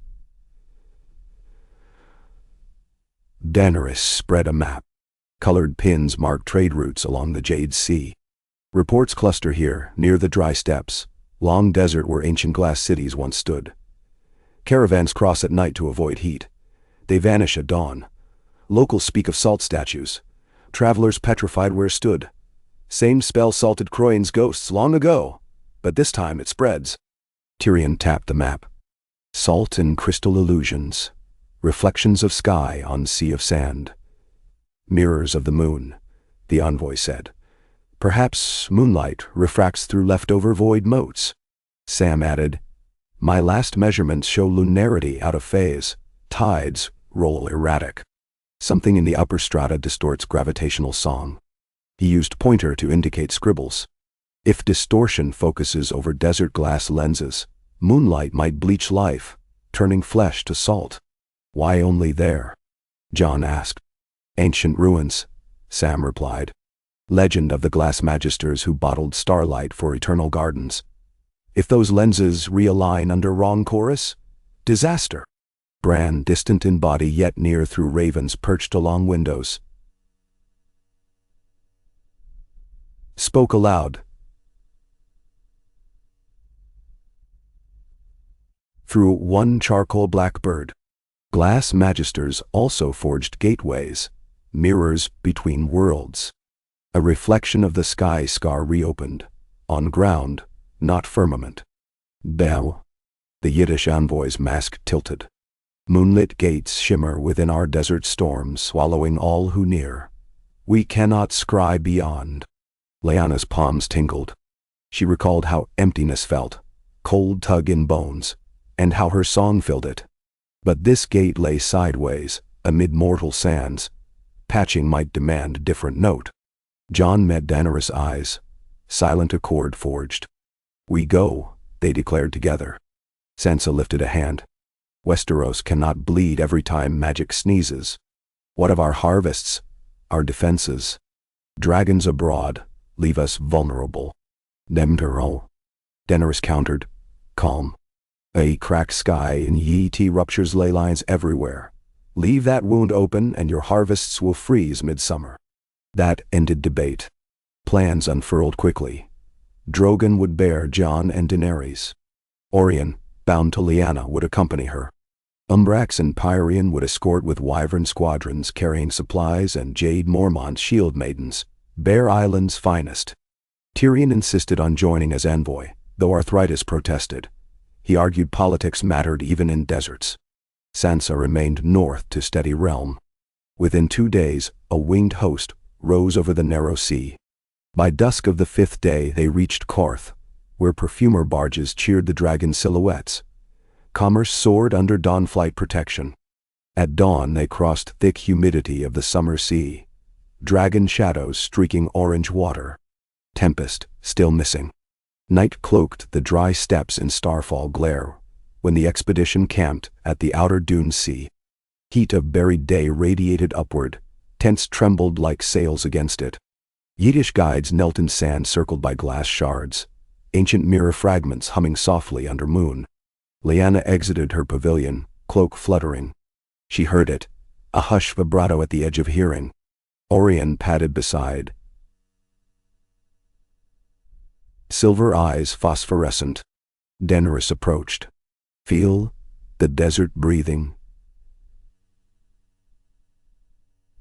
She asked. Every exhale sand glows a little brighter. She knelt, placing palm on grit. A mild chill bled from below despite days' stored heat. Jon joined, frowning. Undercurrents, he muttered. Like water moving under ice. They climbed a dune for vantage. Beyond cracked ridgelines lay a shimmering plain, moonlight pooled as if liquid. At its center rotated a spiral of crystal obelisks. Ruins partly buried. Between pillars danced white flares shaped like sails on unseen ships. Then Lyanna heard singing. Not inside ear but heart. A long slow call, half lament. She staggered. Orien pressed flank. Jon caught her shoulder. What is it? It's Tempest, she whispered. He's calling but...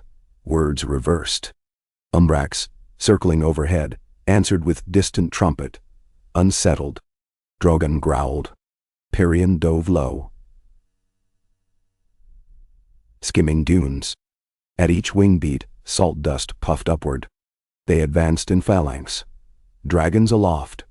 Riders and guards on sand runners. Portable pikes electrified with stormblood crystals. Mirror shards underfoot refracted torch beams into webs. Closer, the white flares became visible shapes. Humanoid outlines petrified mid-stride, skin crystallized to translucent salt. Faces frozen in wonder or terror. They dotted plain like statuary garden of despair. Yiddish guides murmured ancestry prayers. Sudden gust scattered sand, revealing a great circular mirror half buried. Its surface, black as starless void, reflected no torch. At edge stood a figure, Tempest, but diminished. His form flickered, colors leached, save occasional sparks. He thrust lightning into mirror. It absorbed, expanding ripples that twisted into shapes, eyes, maws. With each strike, Tempest shrank. Lyanna ran. Jon shouted but followed. Orien bounded, wings outstretched to glide slopes. As they neared, Lyanna saw lines trailing from Tempest's chest into mirror. Threads of silver siphoned away. The dragon's eyes met hers, desperate, pleading. Drogon landed behind scatters of saltmen, wings sweeping dust storms clear. Daenerys dismounted and called to Tempest in High Valyrian, "Withdraw! You feed the wound." But the mirror pulsed. A voice echoed across dunes, countless layered whispers. Hunger. Echo. Return. Saltmen's shadows bled from their bases and converged toward the mirror, joining its surface like spilled ink. Tyrion, arriving breathless atop a sandrunner, gasped. It's reflecting absence again, only stronger, grounded through those salt statues. Sam consulted a humming globe of lunestone. Mirror draws skyward light, transmuting into antimatter resonance. Salt forms Bose lattice, amplifies inversion. Ben. Lyanna frowned. Simple tongues, Maester. He means it's eating light and life and spitting out nothing. Daenerys unslung her dragon song bow, rarely used, and knocked an arrow of fused dragon glass, string a filament of Tempest hair. She loosed. Arrow streaked white, but upon touching mirror dissolved into vapor. Not violence, Jon realized. Same as Nolites, fill absence with presence, but this absence is ravenous. He turned to Lyanna. You'll have to sing, daughter. Her throat clenched, dust sting. She steadied breath, recalled training. Orion lowered neck, inviting climb.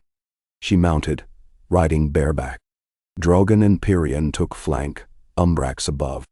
Lyanna lifted her shard into moonlight. She sang. First note small, tossed by wind. She hushed fear. Sounded again. Clearer, a high keen that quivered mirror surface. Orion added baritone hum. The mirror rippled outward, forming rings. Salt men's shadows stilled. Tempest wavered, lines to mirror thinning. He joined chord, his lightning now melodic arcs weaving sky runes. Presence poured. For a heartbeat, mirror brightened, reflecting stars overhead. Then mirrored stars blinked out. A form rose from dark, humanoid but massive, sculpted of rippling shadow glass. It stepped from mirror onto sand, footprints freezing dunes. Where its eyes should be, twin vacuums swirled. It raised arms. From elbows, extended blades of negative light. Umbrax dove, exhaling violet flame. The flame guttered into sparks on creature's hide. It swung. A blade cleaved sand and air. Umbrax veered, trailing frost across burnt wingtip. Jon roared command. Bear Islanders advanced. Shields bright with runes. Jade Mormont swung wyvern jaw axe. When it met blade, shattered jaw fragments sprinkled salt snow. Jade stumbled back. Daenerys climbed Drogon's shoulder to voice across battlefield. Lyanna, focus on mirror, not guardian. Lyanna's note faltered, seeing Jade fall. Mirror regained darkness. Guardian grew, drawing strength. Pirion hissed, launching ball of garnet fire at its torso. Flame vanished like candle snuffed. But flicker of red glowed inside chest crack. Sam shouted from ridge. Inside, only interior vulnerable.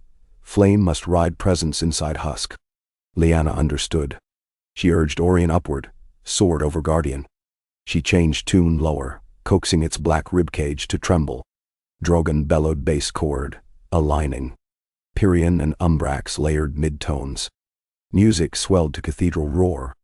Guardian arched, chest fissuring. Through crack, a point of starless void pulsed like heart. Daenerys signaled. Drogon inhaled. The other dragons sensed breaths. At crescendo, Lyanna's shard burst white. Combined dragons exhaled a single confluent stream. White, red, violet, silver lightning, threaded by Lyanna's voice. Beam pierced fissure, drove presence into core. The void heart imploded, sucking shell inward. Guardian folded like cloth, collapsing to tiny onyx shard clinking to sand. The mirror quaked. Its surface shattered into fractal glass, each fragment reflecting dawn already before horizon. Splinters lifted, dissolving to harmless starlight motes. Wind sighed. Saltmen statues crumbled softly, releasing clouds that drifted heavenward as dust and memory. Tempest collapsed, his form flickering. Lyanna and Orion landed. She ran, pressing hands to Tempest muzzle. He felt cold as north wind yet alive. Threads recoiled from chest, resealing. Lightning flickered azure again. Yiddish envoys approached, masks removed now, revealing young, relieved faces. Their augur bowed. You have folded the gate sunglass into night again. The jade capital owes its breath. Daenerys placed hand on Lyanna's shoulder. She owes it to presence. She looked outward where false dawn shimmer had faded, leaving real sunrise. But what did that creature guard? Tyrion collected the onyx shard, storing in dragonglass vial. It hummed faint, as though containing memory of vacuum. We'll ask Sam. Sam studied but found no resonance. Shard inert. Still, they sealed it in dampening runes. Shipping to Old Town for deeper vault. They remained weeks restoring trade paths, cleansing residual salting with wyvern wind machines, and melted snow conjured by tempest storms. Lyanna toured with Yiddish children, showing salt columns that once were people now dissolved peacefully into sand. She recovered toys, a jade bird, silver flute, returning to survivors. One quiet night atop a ziggurat ruin, Jon asked Daenerys, "How many times must our daughter patch tears?"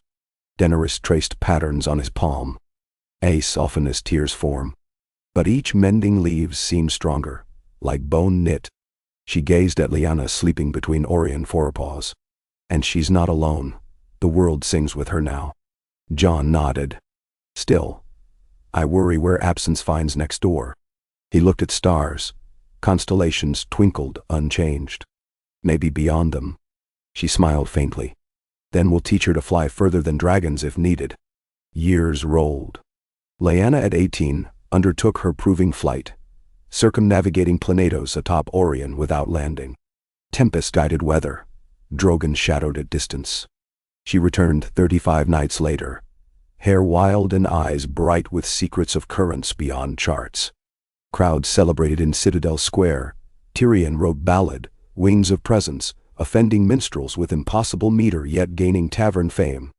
Meanwhile, Sam discovered the onyx shard's inertness masked transformation. Its lattice now mirrored interior of the sealed scar seam, containing pattern of star distribution from parallel sky. Scholars realized repeated rifts introduced alternate stellar frequencies, each threatening dissonance. They proposed constructing an observatory at World's Pole, a dragon-forged spire to monitor cosmic weaves. Jon, Daenerys, and Lyanna convened at Valyria. The caldera had evolved into garden terraces, glowing magma-lit. There they pledged creation of the Pole Star Bastion. Umbrax ferried black basalt from Shadowlands. Pyrian melted spirals. Orien inscribed runes that channeled song into glass lenses. Drogon perched, sentinel. Construction complete on winter solstice. Bastion rose like obsidian needle, kissing aurora. Curtains. Within its crown, Sam's argent mirrors floated weightless, tuned to resonate if cosmic holes threatened. Lyanna climbed inner stair to apex day bastion, sang first. "Tight?" She placed palm to crystal. A hum answered. Steady, reassuring. Below, people of many realms feasted amid snowdrifts melted warm by controlled vent stacks. Jade Mormont, now commander of Dawnflight's western wing, toasted Orien. Edish envoy, once masked, presented comet silk banners. Sansa sent white weirwood blossoms grown in Redkeep Gardens, sign of South's trust. Bran's raven settled on railing near Lyanna. It spoke. For now, its eyes glinted gold. But song needs choir, build voices. It rustled feathers and flew, scattering frost, shaped like runes that read hope. Lyanna watched horizon, thinking of worlds unseen. She lifted a small tuning fork, gift from Sam, and struck railing. A note drifted across ice plains. Distant thunder answered as tempest soared into view, aurora trailing. She smiled. Presence sang, they taught. And if silence ever dared again, there would be more than one voice to meet it. There would be a chorus born of dragons, wolves, and every heart taught to listen. So the Second Dragon Age matured into the Age of Choirs, an era when gaps in the fabric were mended not by single saviors, but by many hands, weaving notes into unbreakable cloth. And under vault of refusant stars, Planetos learned at last not merely to survive its wounds, but to play them like strings in a greater symphony whose final cadence had yet to be written. The wind atop the Pole Star Bastion tasted of iron and winter fire. No scent of peat or brine or pine, but something older, sharper, as if the aurora itself exhaled secrets into the thin blue night. Lyanna Ygella Targaryen Stark stood on the obsidian parapet and watched the horizon pulse with low, rose-lipped dawn. To the south, the world lay swaddled in cloud, its oceans glazed with sunrise. To the north, the sky was cut from darker cloth, stitched only by the shivering lights that wrapped the bastion's spire in curtains of pale jade, and wound round Orien's circling form like ghost silk streamers. The dragon wheeled once more before settling on the balcony's landing grid. His silver scales caught the glow of the bastion's runic braziers and refracted it so that figures of flame and frost flickered across the platform's polished basalt. Lyanna lifted a hand, palm upward. Orion's breath steamed around her fingers, warm and tingling with static, scented faintly of the peppery drift one smelled deep in Valyria. She closed her eyes and listened to the note thrumming behind every living thing, a chord carried through stone and metal and marrow, woven now into her heartbeat so entirely that silence would feel like death. Below, the bastion's core furnace juddered, cycling the geothermal vents that ran like arteries through the glacier shelf. Bronze chimes along the central tower trembled in the updraft, their holly-reed tongues echoing down the spiral steps, where Samuel Tarley and Jade Mormont labored over a crate of auric quartz. Lyanna heard Jade grumble, something about maester contraptions being heavier than a wyvern's conscience, and Sam sigh an absent apology already lost in the clatter. She smiled. Even in the age of choirs, some harmonies were as simple and as necessary as two friends grumbling at tasks larger than themselves. A distant peal, soft and clear as a dewdrop falling into cistern water, cut through the twilight. Lyanna's pulse quickened. That particular tone belonged to the Skagos node, a relay of weirwood and dragonglass set upon an ice-bloomed rise far to the west. It was Bran's domain, and Bran did not call the central bastion unless new strands of song needed braiding. Wind curled her hair into her eyes. She stepped from parapet to the inner deck ring, boots skidding on rime. Inside, she found Sam sliding the quartz slab into its brace, while Jade tightened locking bolts. Both men looked up when she entered. Raven's song? Sam asked, breath fogging. Or something louder? Bran? She answered. Hey, once, audience. Sam dabbed sweat from his brow despite the cold. Then we best wake father and mother. Lyanna's smile was wry. Father's already dressing. He hears every chime the bastion sings. Mother's probably halfway up the stair. Sam's brows rose. Ace, always. Ahead of us all. He peered at the quartz now shimmering in its housing. We'll finish alignment and meet you on the apex. Lyanna left them, boots ringing metal treads as she ascended. Frost crystals patterned the inner walls. Violet, aquamarine, cerulean, like the scales of some enormous serpent coiled beneath glass. Somewhere high above, Drogon and Tempest circled, their shadows rippling across walls as silhouettes of fang and flame whenever auroral fire spiked. At the grand vestibule Daenerys waited, silver hair braided over one shoulder, cloak stitched with icewolf fur around a lining of dark red dragon hide. The years had sharpened rather than softened her. Lines at the corners of her eyes were not weariness but laughter. And when she smiled to greet her daughter, Lyanna felt dawn gather inside her ribs. Jon emerged from a side corridor, fastening the last clasp of his high-necked black surcoat. Ghost padded behind, muzzle gray with age, eyes bright as stars on fresh snow. Jon nodded at Lyanna, then touched Daenerys' hand, a casual gesture, but one that still made Lyanna's chest warm like mulled cider. It was proof that even kings and queens needed simple human contact. Together they climbed a final ramp to the sphere room, heart of the bastion, where argent mirrors drifted about a gyroscopic array. The roof overhead was open to naked void, but invisible ward rings hummed to keep out killing cold. At the chamber's center floated the choir crystal, 20 hands across, rotating with languid majesty. Its facets reflected not only the room but fragments of every sky from Yi to the lonely light. Constellations glinted on each face, some unfamiliar, mapping realms no mortal had walked. Bran waited within the crystal's central core, projected through weirwood conduction. His eyes burned with quiet green fire, his voice rumbling across the facets, as though he stood behind each piece of mirrored sky. Thank you for coming, it said. There's a dissonance in the splinter belt, stars beyond the shivering sea. I have heard new voices there, echoing down the seams we once closed. Then? Lyanna felt Orion stir restless on the surrounding perch ring. Voices? Like the nullets, or like the mirrored desert?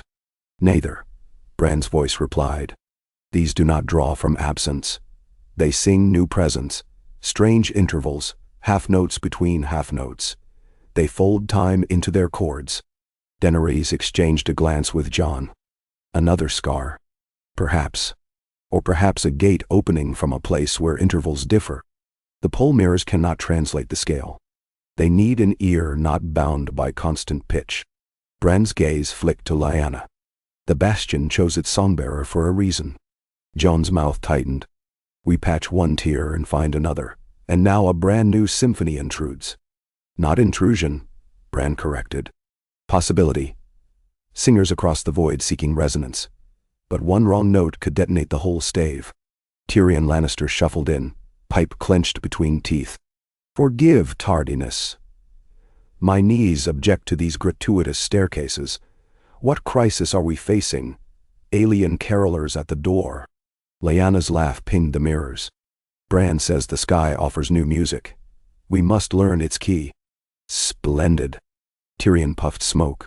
I suppose we'll need to fly there, meet the neighbors, borrow sugar.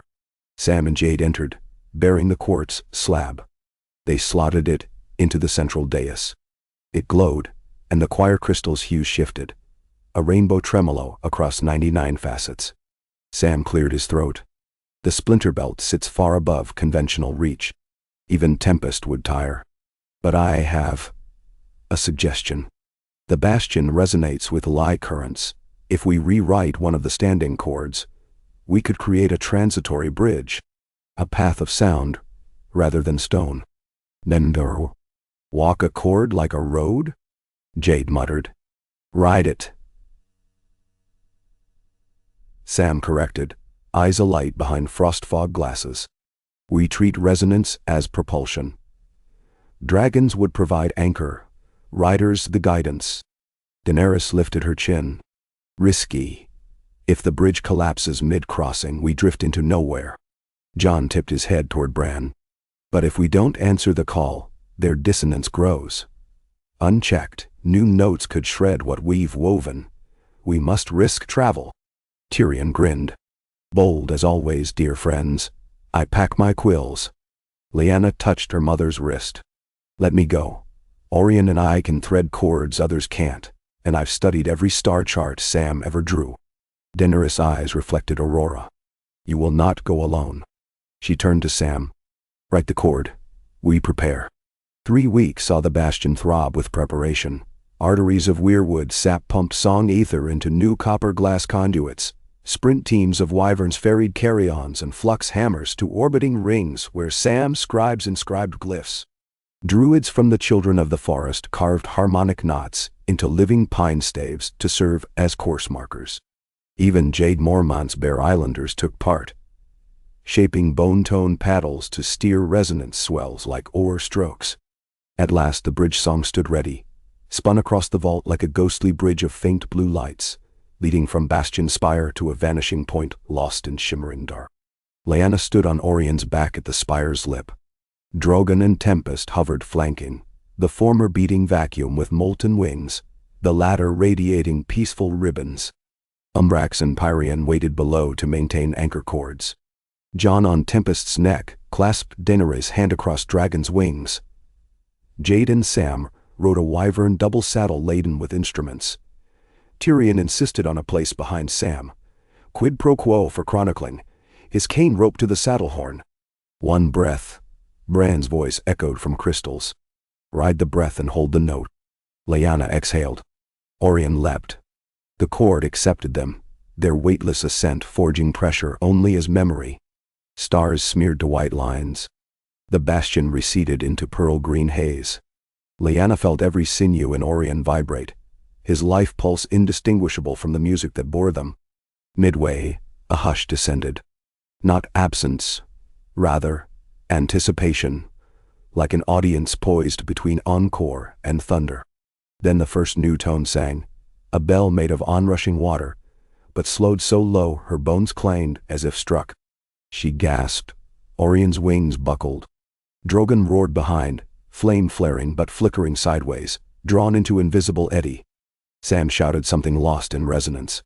Ahead, the cord expanded into prismatic swirl, each color a string. At its center hung a sphere of glassy blackness, studded with pinlights, like a snow globe full of stars. It pulsed to the bell tone. Swelling, shrinking. The dragon slowed. Tempest's translucent body flickered, absorbing stray notes to ease turbulence. Lyanna sensed call and response. The sphere invited them in. Drogon launched first, oldest, bravest, furious enough to burn uncertainty. He vanished through the glass like a moth through water. Tempest followed, then Orion. Lyanna braced, heart thrashing. Inside they emerged into gulf of pure stillness. Stars closer than any mortal had seen hung suspended, each encased in faint membrane. A bubble of light. Between the bubbles coiled rivers of silver dust. Far off, Drogon's fire swirled around his body but refused to drift. Tempest floated serene. Sam marveled loud at weightlessness. A voice filled the void, not sound, but pressure on mind. We greet the keepers of Seam. We are the Celestone Choir. We have watched your patchwork brighten sky. We seek harmony. Lyanna answered with thought laced with song. We heard your notes. We feared they threatened our weave. We had to sing loud to cross the hush you wove. Loud, not sharp. Help us tune. Lyanna recalled Sam's diagrams. She envisioned frequencies, overtones. Orion hummed bassline. The void rippled color. But Drogon snarled. Across empty dark, star bubbles popped like eggs. Something else moved among them. Shadows that darted when starlight dimmed. Void creatures. Smaller than the Guardian yet swift, feeding on star membranes. Each pop sent shockwaves pricking dragon scales. Tempest flashed warning arcs. Predators eat our breath, the Celestone warned. Silent swarm. They follow new chords. Close door before swarm crosses, pitch bridge. Jon's face hardened. Daenerys unslung skybow. Sam fumbled for Flux hammer. Lyanna realized moment. They must seal the portal from inside. Show us seam of entry. She thought. The Celestone answered by weaving light. Filaments drew a doorway where cord tethered to sphere. Beyond shimmered Bastion's distant shape. Already, dark insectile silhouettes skittered along the cord. Approaching. Jade cursed. We can't fight swarm on bridge. They'll slip around. Tyrion grimaced. Cut the damn bridge. Strand ourselves. Save home. Then no way back, Jon warned. Daenerys met Lyanna's gaze. We trust new friends. She pointed at Celestone choir lights. They drew bubble walls for stars. They can carry us on their pitch after cut. Maybe. Lyanna closed her eyes and tuned a surge of chords behind. She sang, but reversed. Instead of presence, controlled Highlands, mother to restful night. Orion wove, harmony det. Tempest added shields of static. The cord vibrated, trembling. Dragons roared counterpoint. Sam struck Flux hammer on quartz baton, sending ripple anchoring Bastion's side. Jade swung wyvern jaw axe into cord. Its runes flashed sky blue. The bridge snapped like glass. Shockwave flung swarm shapes into vectorless tumble. Some shattered on invisible pressure walls built by Celestone. Others shrieked, or thought shrieks, and fled deeper into void. Lyanna's ears rang. The doorway folded, vanished. Only Starsphere remained. Darkness rushed in, crushing maiden stars. Orion's scales dimmed. Breath scarce. Celestone choir formed swirl of resonant orbs, coalescing into a path of violet luminescence, wrapping dragons. Ride stream they pulsed. Drogon surged along path, Tempest following, towing wyvern saddle. Lyanna clung, feeling vibrations ferry them. The luminescent creek wound among star bubbles, each thrumming note of new scale. Slowly, momentum restored. Ahead opened second portal. Smaller, humming at half the original pitch. Beyond lay upper mesosphere of planetos. Night sky over shivering sea, Bastion's auroral veil visible. Dragons shot through, wind screaming. Swirling gateway snapped shut like eyelid. They descended toward Bastion. Choristers on spire fired turquoise flares in greeting. The dragons landed to cheers, but exhaustion trimmed Lyanna's triumph. Bran's raven voice. Welcome home. Bridge gone but seems safe. Do they follow? Lyanna held a shard of shimmering dust cupped like firefly. They will answer next dawn. New allies and new vigilance. Recovery demanded weeks. Celestine orbs drifted above Bastion for study. Sam and Yiddish astronomers charted star drift, newly visible. The silent swarm fragments collected showed antiphase energy. Proof predators of sound existed. Druids planted song moss along ley lines to damp swarms. Diplomats convened to codify Celestone Pact. Exchange of harmonics. Co-patrol of void thresholds. Embargo against dissonant weaponization. Tyrion penned treatise on music of the spheres and perils of improper instruments, dedicating to knee pain. Lyanna rested rarely. One dawn she visited Bran's grove at Winterfell. Bran, aged though more tree than man now, sat amid roots. She told story. He smiled faint. The world grows wider than any map, he said. Your generation must draw futures, not borders. She knelt, forehead to bark. Will there be an end to tears? No.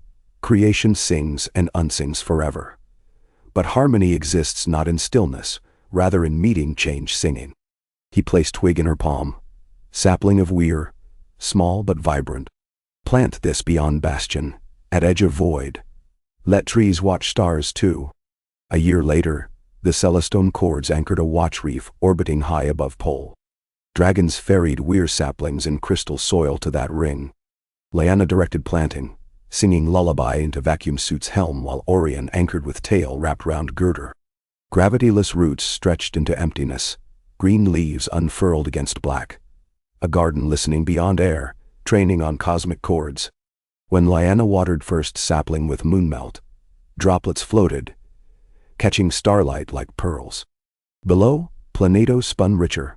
Harvests thrived under regulated weather. Wyverns delivered medicine across continents. Songs of many tongues merged in festivals dubbed gatherings of choir. Fisherfolk told tales of dragons painting constellations with breath colors. Children learned lullabies based on Celestone scale.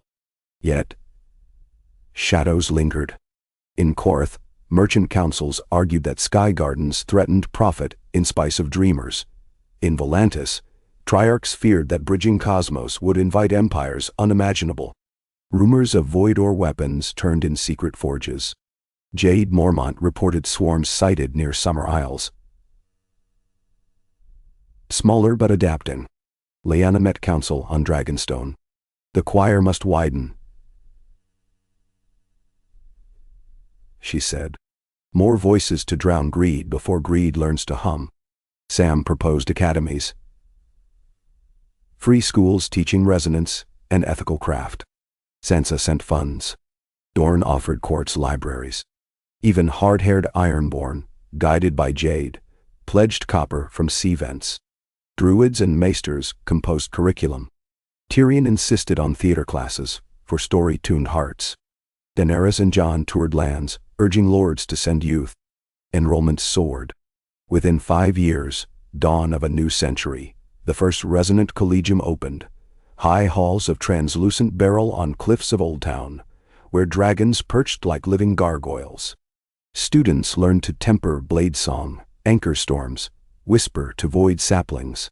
They hailed from free cities, Summer Isles, Ebon, Skagos, Sothorios, Neath and realms unknown. Lyanna, now 25, accepted deanship but chose field work. She led patrols at Comet/Latitude 63. Her hair silver-flecked like mother's, eyes steady gray like father's. She carried twin swords, presence and hush, forged from Celestone dust and dragon song, balanced to sever wrong chords or sew right ones. On the eve of her commission, Daenerys and Jon climbed Bastion to watch final sunset of the old ephemeris. Drogon coiled round spire, Tempest swam Aurora. Umbrax and Pyrian slumbered upon snow ledges. The pole star flickered overhead, reflecting in Ghost's cataract eyes.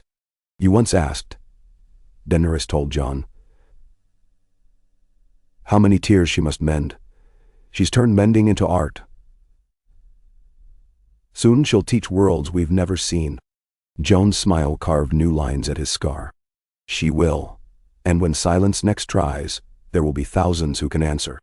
He looked south where scattered towers glowed, each node thrumming. We built more than bastion. We built a chorus. Daenerys leaned against him. Let them sing. They touched foreheads, as decades before, when dragons first hatched a second age. Far below, waves boomed, echoing cosmic surf. High above, meteors streaked, fiery quills writing beginnings on dark parchment. Lyanna watched those sparks fade, then turned to Orien. Ready? The dragon answered with soft woof. She mounted. Presence and hush crossed at her back. She raised horn to lips, sounded note pitched to void saplings. From garden ring came answering hum.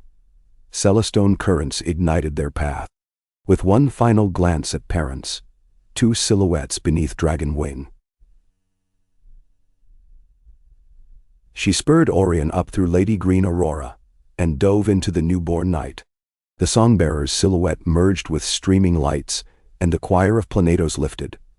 1,000 throats, 1,000 instruments, weaving music so vast the silent spaces between galaxies quivered, and for one shimmering instant, joined the harmony. Below, Jon and Daenerys held hands until she vanished. No sorrow, only fierce joy, because the sky, mended and remended, had become a door, and their child flew through singing. And behind her trailed multitudes ready to take up the chorus, each voice a thread, each heart a needle pulling future through ancient cloth. Thus the age of choirs unfurled its great breathing tapestry, never finished, forever re-embroidered, over a world finally unafraid to listen, to answer, and to dream. Inga, hen, ya, ha. Aurora flares scribed serpentine specters across the polar vault, as Lyanna Aegella Targaryen Stark and Orien pierced the veil that circled the upper troposphere. The dragon's wings beat only once every few heartbeats, translating momentum into an elegant drift along the silver cord that linked the bastion's watch reef to the shimmer of orbiting void saplings. Those living trees, 4 winters planted, clutched crystalline buttresses with root talons whose fine hairs glimmered electrum under starlight. Each leaf was a warbling panel of green glass that tuned itself continuously to the cosmic murmur. Tonight their song rushed up through Orien's ribcage, a low, uneasy thrumming like the sea beneath an ice sheet. Lyanna felt the dragon's tension. She had heard similar thrums before storms, ever in the saplings, and she wondered if the Celestone choir had transmitted distress through the lattice of sky roots. The watch reef itself lay quiet, only a narrow gilt flicker pulsing around the equatorial ring where solar furnaces charged. No scheduled patrol, a rare hush that usually meant repair shift. Yet something else, a wrong resonance, dragged at her inner ear, the way a dissonant interval in a harp chord could make bones ache. Orien banked to spiral down upon the reef's primary docking clamp. Grav clamps hummed, clasping talons gently. Lyanna vaulted down, boots kissing fiberglass plating. The deck lights slept under frost film. No patrol banners fluttered above the gantries. She unstrapped presents and hush, but kept both sheathed. No sense in alarming friendly crew. Still, caution guided her steps through the vaulted transit gate and the tree-lined concourse beyond. Bioluminescent moss framed each path, reacting to footfalls with violet sparkles. But no one had pressed these walkways for hours. She passed hydroponics galleries where star orchids drooped, petals curled round flickering cores. The flowers always faced the densest chorus of cosmic music. Tonight they quivered like hounds puzzled by scents. Lyanna touched a bloom. Petals trembled to the pattern of an unfamiliar rhythm. 3 thumps. Pause. 2. Pause. 3 again. A heartbeat, yet not human, she guessed, and certainly not dragon. She whispered to the nearest weir sapling. What do you hear?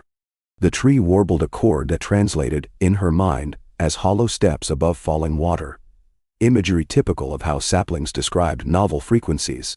From her satchel, she took the small crystal tuning fork Bran had fashioned decades ago, attuned to sapling tongues. She struck it lightly. The fork, meant to amplify subtle subharmonics, should have resonated soft and steady. Instead, its prongs jittered violently. the sound warping into a buzzing snarl. Orion hissed behind her. The prongs, still vibrating, bent toward the far east gallery arch. Lyanna frowned. Something there acted as a lodestone for that odd beat. She advanced into the east gallery. Voice-activated lights should have blossomed under the vault. Nothing. She muttered a Valyrian keyword. Still nothing. She dipped into a crouch, flicked open presence half an inch. The blade's dragon song edge hummed. That hum echoed off unseen objects, bounced oddly. Like the gallery was no longer empty but cluttered with silent watchers. As she straightened, a ripple of frost danced over the floor, swirling into spirals that matched the heartbeat interval she'd sensed. The frost lines converged ahead, coalescing into a puddle of darkness that glinted like black mirror. Not again, she thought, remembering the dry stepp's deadly mirror. But this reflection did not show her face. Instead, she saw orbiting stars bend inward, discolor to red. The puddle bulged upward and burst in a hiss of icy vapor, exposing a crystalline spindle roughly her own height, faceted like a diamond yet dripping black dew that floated, then froze midair. A thin voice spoke inside her skull, a voice lacking consonants, pure vowels smeared into aching whistles. Orion reared, exhaling an instinctive gust of silver flame. It blew through the vapor, cracking the spindle. The heartbeats accelerated. 3, 3, no pause. Lyanna braced. The spindle split from its core.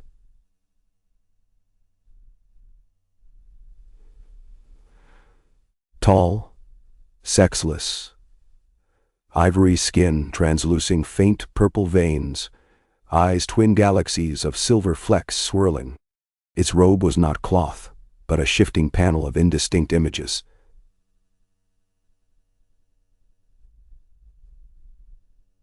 Sunrises, spiral nebulae, glaciers calving into seas, dropping one for another in ceaseless mosaic.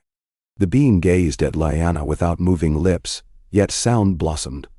She who stitches rifts, do not unsheath presence or hush. We come in weaving, not rending. Her fingers eased on hilts. Identify, she demanded softly. Show me sign of Celestone sanction. It raised one hand. A cluster of light spun from its palm, forming the hexagram used by Celestone envoys. But each point of the star morphed, stretching into additional peaks until the shape carried 9. An evolution of emblem. We wear new symphony, the being said. Celestone matured, discovered overtone realms beyond void. We birthed new weavers, call us the filament order. Our scouts touched remnant threads of your guardian mirrors and tasted possibility. Lyanna studied shifted emblem. If matured, why trespass in stealth?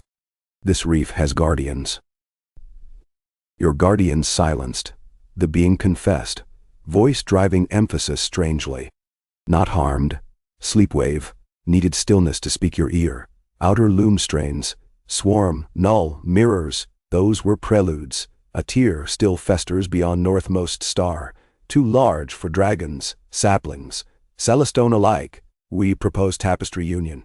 Dragon chords, Celestone pulses, filament strands. Lyanna's mind raced. A tear, larger than previous. She scanned biosense. No lies, only fervent urgency and cadence. Yet sedation of reef crew was violation. I cannot decide alone, she answered. High Matriarch, Daenerys, and Bastion Council must judge. Being inclined head. Understood. We deliver sealed memory. From robe fell a loop of thread-like crystal, shimmering. Place in Singer's chamber. Will reveal.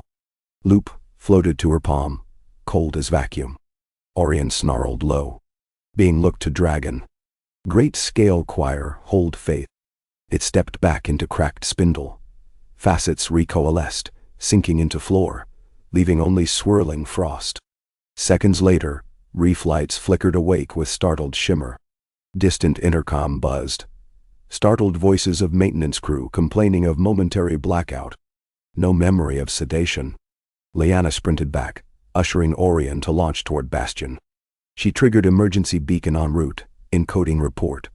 By the time the spires soared beneath them, Jon, Daenerys, Sam, Tyrion, Jade, and several Celestone orbs floated inside Sphere Room. She delivered loop. Maesters placed within null-shielded cradle. Bran's face formed upon it. A holograph stitched by Weir Sap. Reading, he murmured. The loop unraveled, projecting a cartograph view. Deep space tapestry showing planetos as small pearl near edge of swirling vortex. Within the vortex, a gash gaped, wider than continent if laid over the world, its ragged edges flickering. Symbols displayed amplitude sheer far surpassing prior scars. Sam gasped. That tear intersects at least 3 ley lines. If it ruptures, half our node circuits could overload into dimensional cavitation. Daenerys turned to Celestone orbs. They pulsed in affirmative patterns. They know, Lyanna said. But even Celestone cannot close something so grand. Filament order wants union of power sources. Now. Jon stroked beard. If union fails, tear will widen, maybe swallow Quiring. He looked to Bran's image. Probability of success. Bran's voice floated. Unknown. Filament energy unknown. But if we deny, tear still grows, and filament may act alone, risking cascade. Collaboration, best path. Tyrion sighed. We join a bigger band then. Hope the new musicians know key. Meetings lasted 3 nights. Filament envoy returned under guard. Reef crew now aware. Tension eased by Celestone assurances. Pacts drafted. Joint task force to weave Grand Lattice, a macro-resonant mesh anchored by Bastion nodes, Celestone spheres, and filament struts extruded from exotic matter lines. Construction required unimaginable scale. Dragons would haul struts. Filament vessels would seed anchor points. Saplings would splice with weirwood roots grown under 0G. Dawnflight mobilized worldwide. Ironborn offered deep metal from Secor. Quarth provided crystal. Yi-Ti committed mathematicians. Maesters wrote new treatises. Months blurred. Lyanna led Drake Squadron, Drogon as heavy tug. Tempest sculpted plasma conduits. Umbrax and Pyrian shepherded wyvern fleets, towing spools of superstring fiber shimmering like rainbow mist. At high orbit, Celestone filament engineers wove initial braid, luminous gridwork expanding across firmament. But new threat brewed, Silence Cult, an offshoot nullite faction, stealing void ore to craft resonance leeches, parasitic constructs able to drain core energy. Reports surfaced of anchor nodes flickering, struts sagging. Lyanna dispatched Bear Islanders. They captured leech nests on remote aeroliths, yet some parasites slipped into Lattice, feeding unseen. As Grand Lattice neared 60%, the tier's turbulence intensified.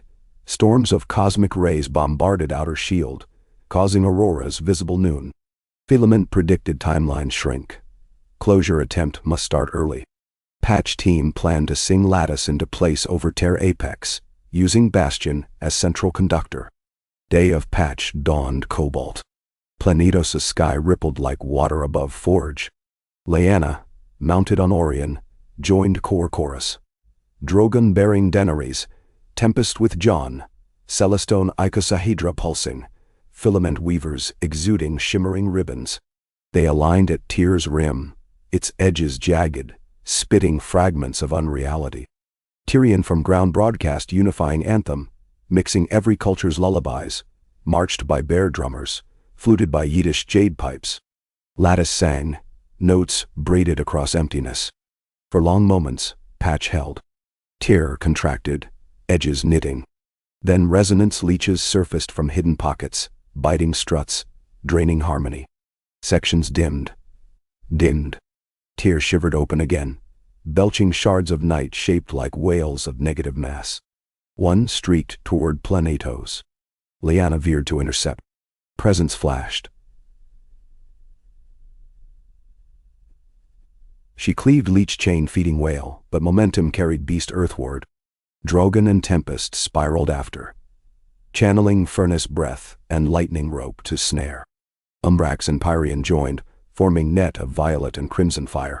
They slowed beast, but heat reflection threatened meltdown. Lyanna realized only Hush cord could dissolve whale. She guided Orion, unsheathed Hush, blade attuned to silence pattern. She slotted blade into special socket on Orion's neck harness. Dragon roared. The blade amplified Hush wave. They dove through net, plunging Hush into whale's belly. Shock of pure null cascaded. Beast collapsed inward to speck. Yet Hush wave backlashed, snuffing cord along local struts. Patch faltered, tear destabilized, forming two smaller but accelerating fissures. Filament envoy broadcast. We need harmonic swap, counterpoint infusion, use presence. But presence, tuned opposite, risked oversaturation. Lyanna hesitated. Daenerys signaled trust. Balance flows, she shouted. Lyanna merged presence into lattice, singing note of bright existence. Saplings thrummed, roots glowing emerald. Presence waves surged, overloading leached sectors with so much life-song parasites burst in showers of sparks. Lattice regained brilliance, twin fissures knitting taut. Yet central tier still writhed. Bran's voice echoed across channels. Final seal demands sacrifice. Lattice must fuse, meaning struts freeze permanent. Dragons within ring risk entombment. Jon glanced at Daenerys. Wordless choice.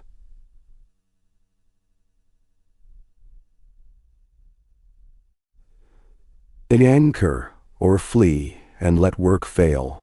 They answered in unison. Anchor. Dragons roared assent. Lyanna's heart thundered. She could escape. Orion small enough to slip through node seam before lattice closed. But leaving parents to eternal vigil? Impossible. Celestine orbs pulsed. Alternate path. Transfer anchor burden to Celestine filament weave. Need singer to weave transfer. You, Lyanna. She gulped. Show how. Data soared into her mind. Complex weave of presence and hush. Oscillating to resonate struts but evacuate dragon mass. She sang. Orion matched. Wave rippled outward. Drogon and others felt tug, drifting to safe corridor guided by filament ribbons.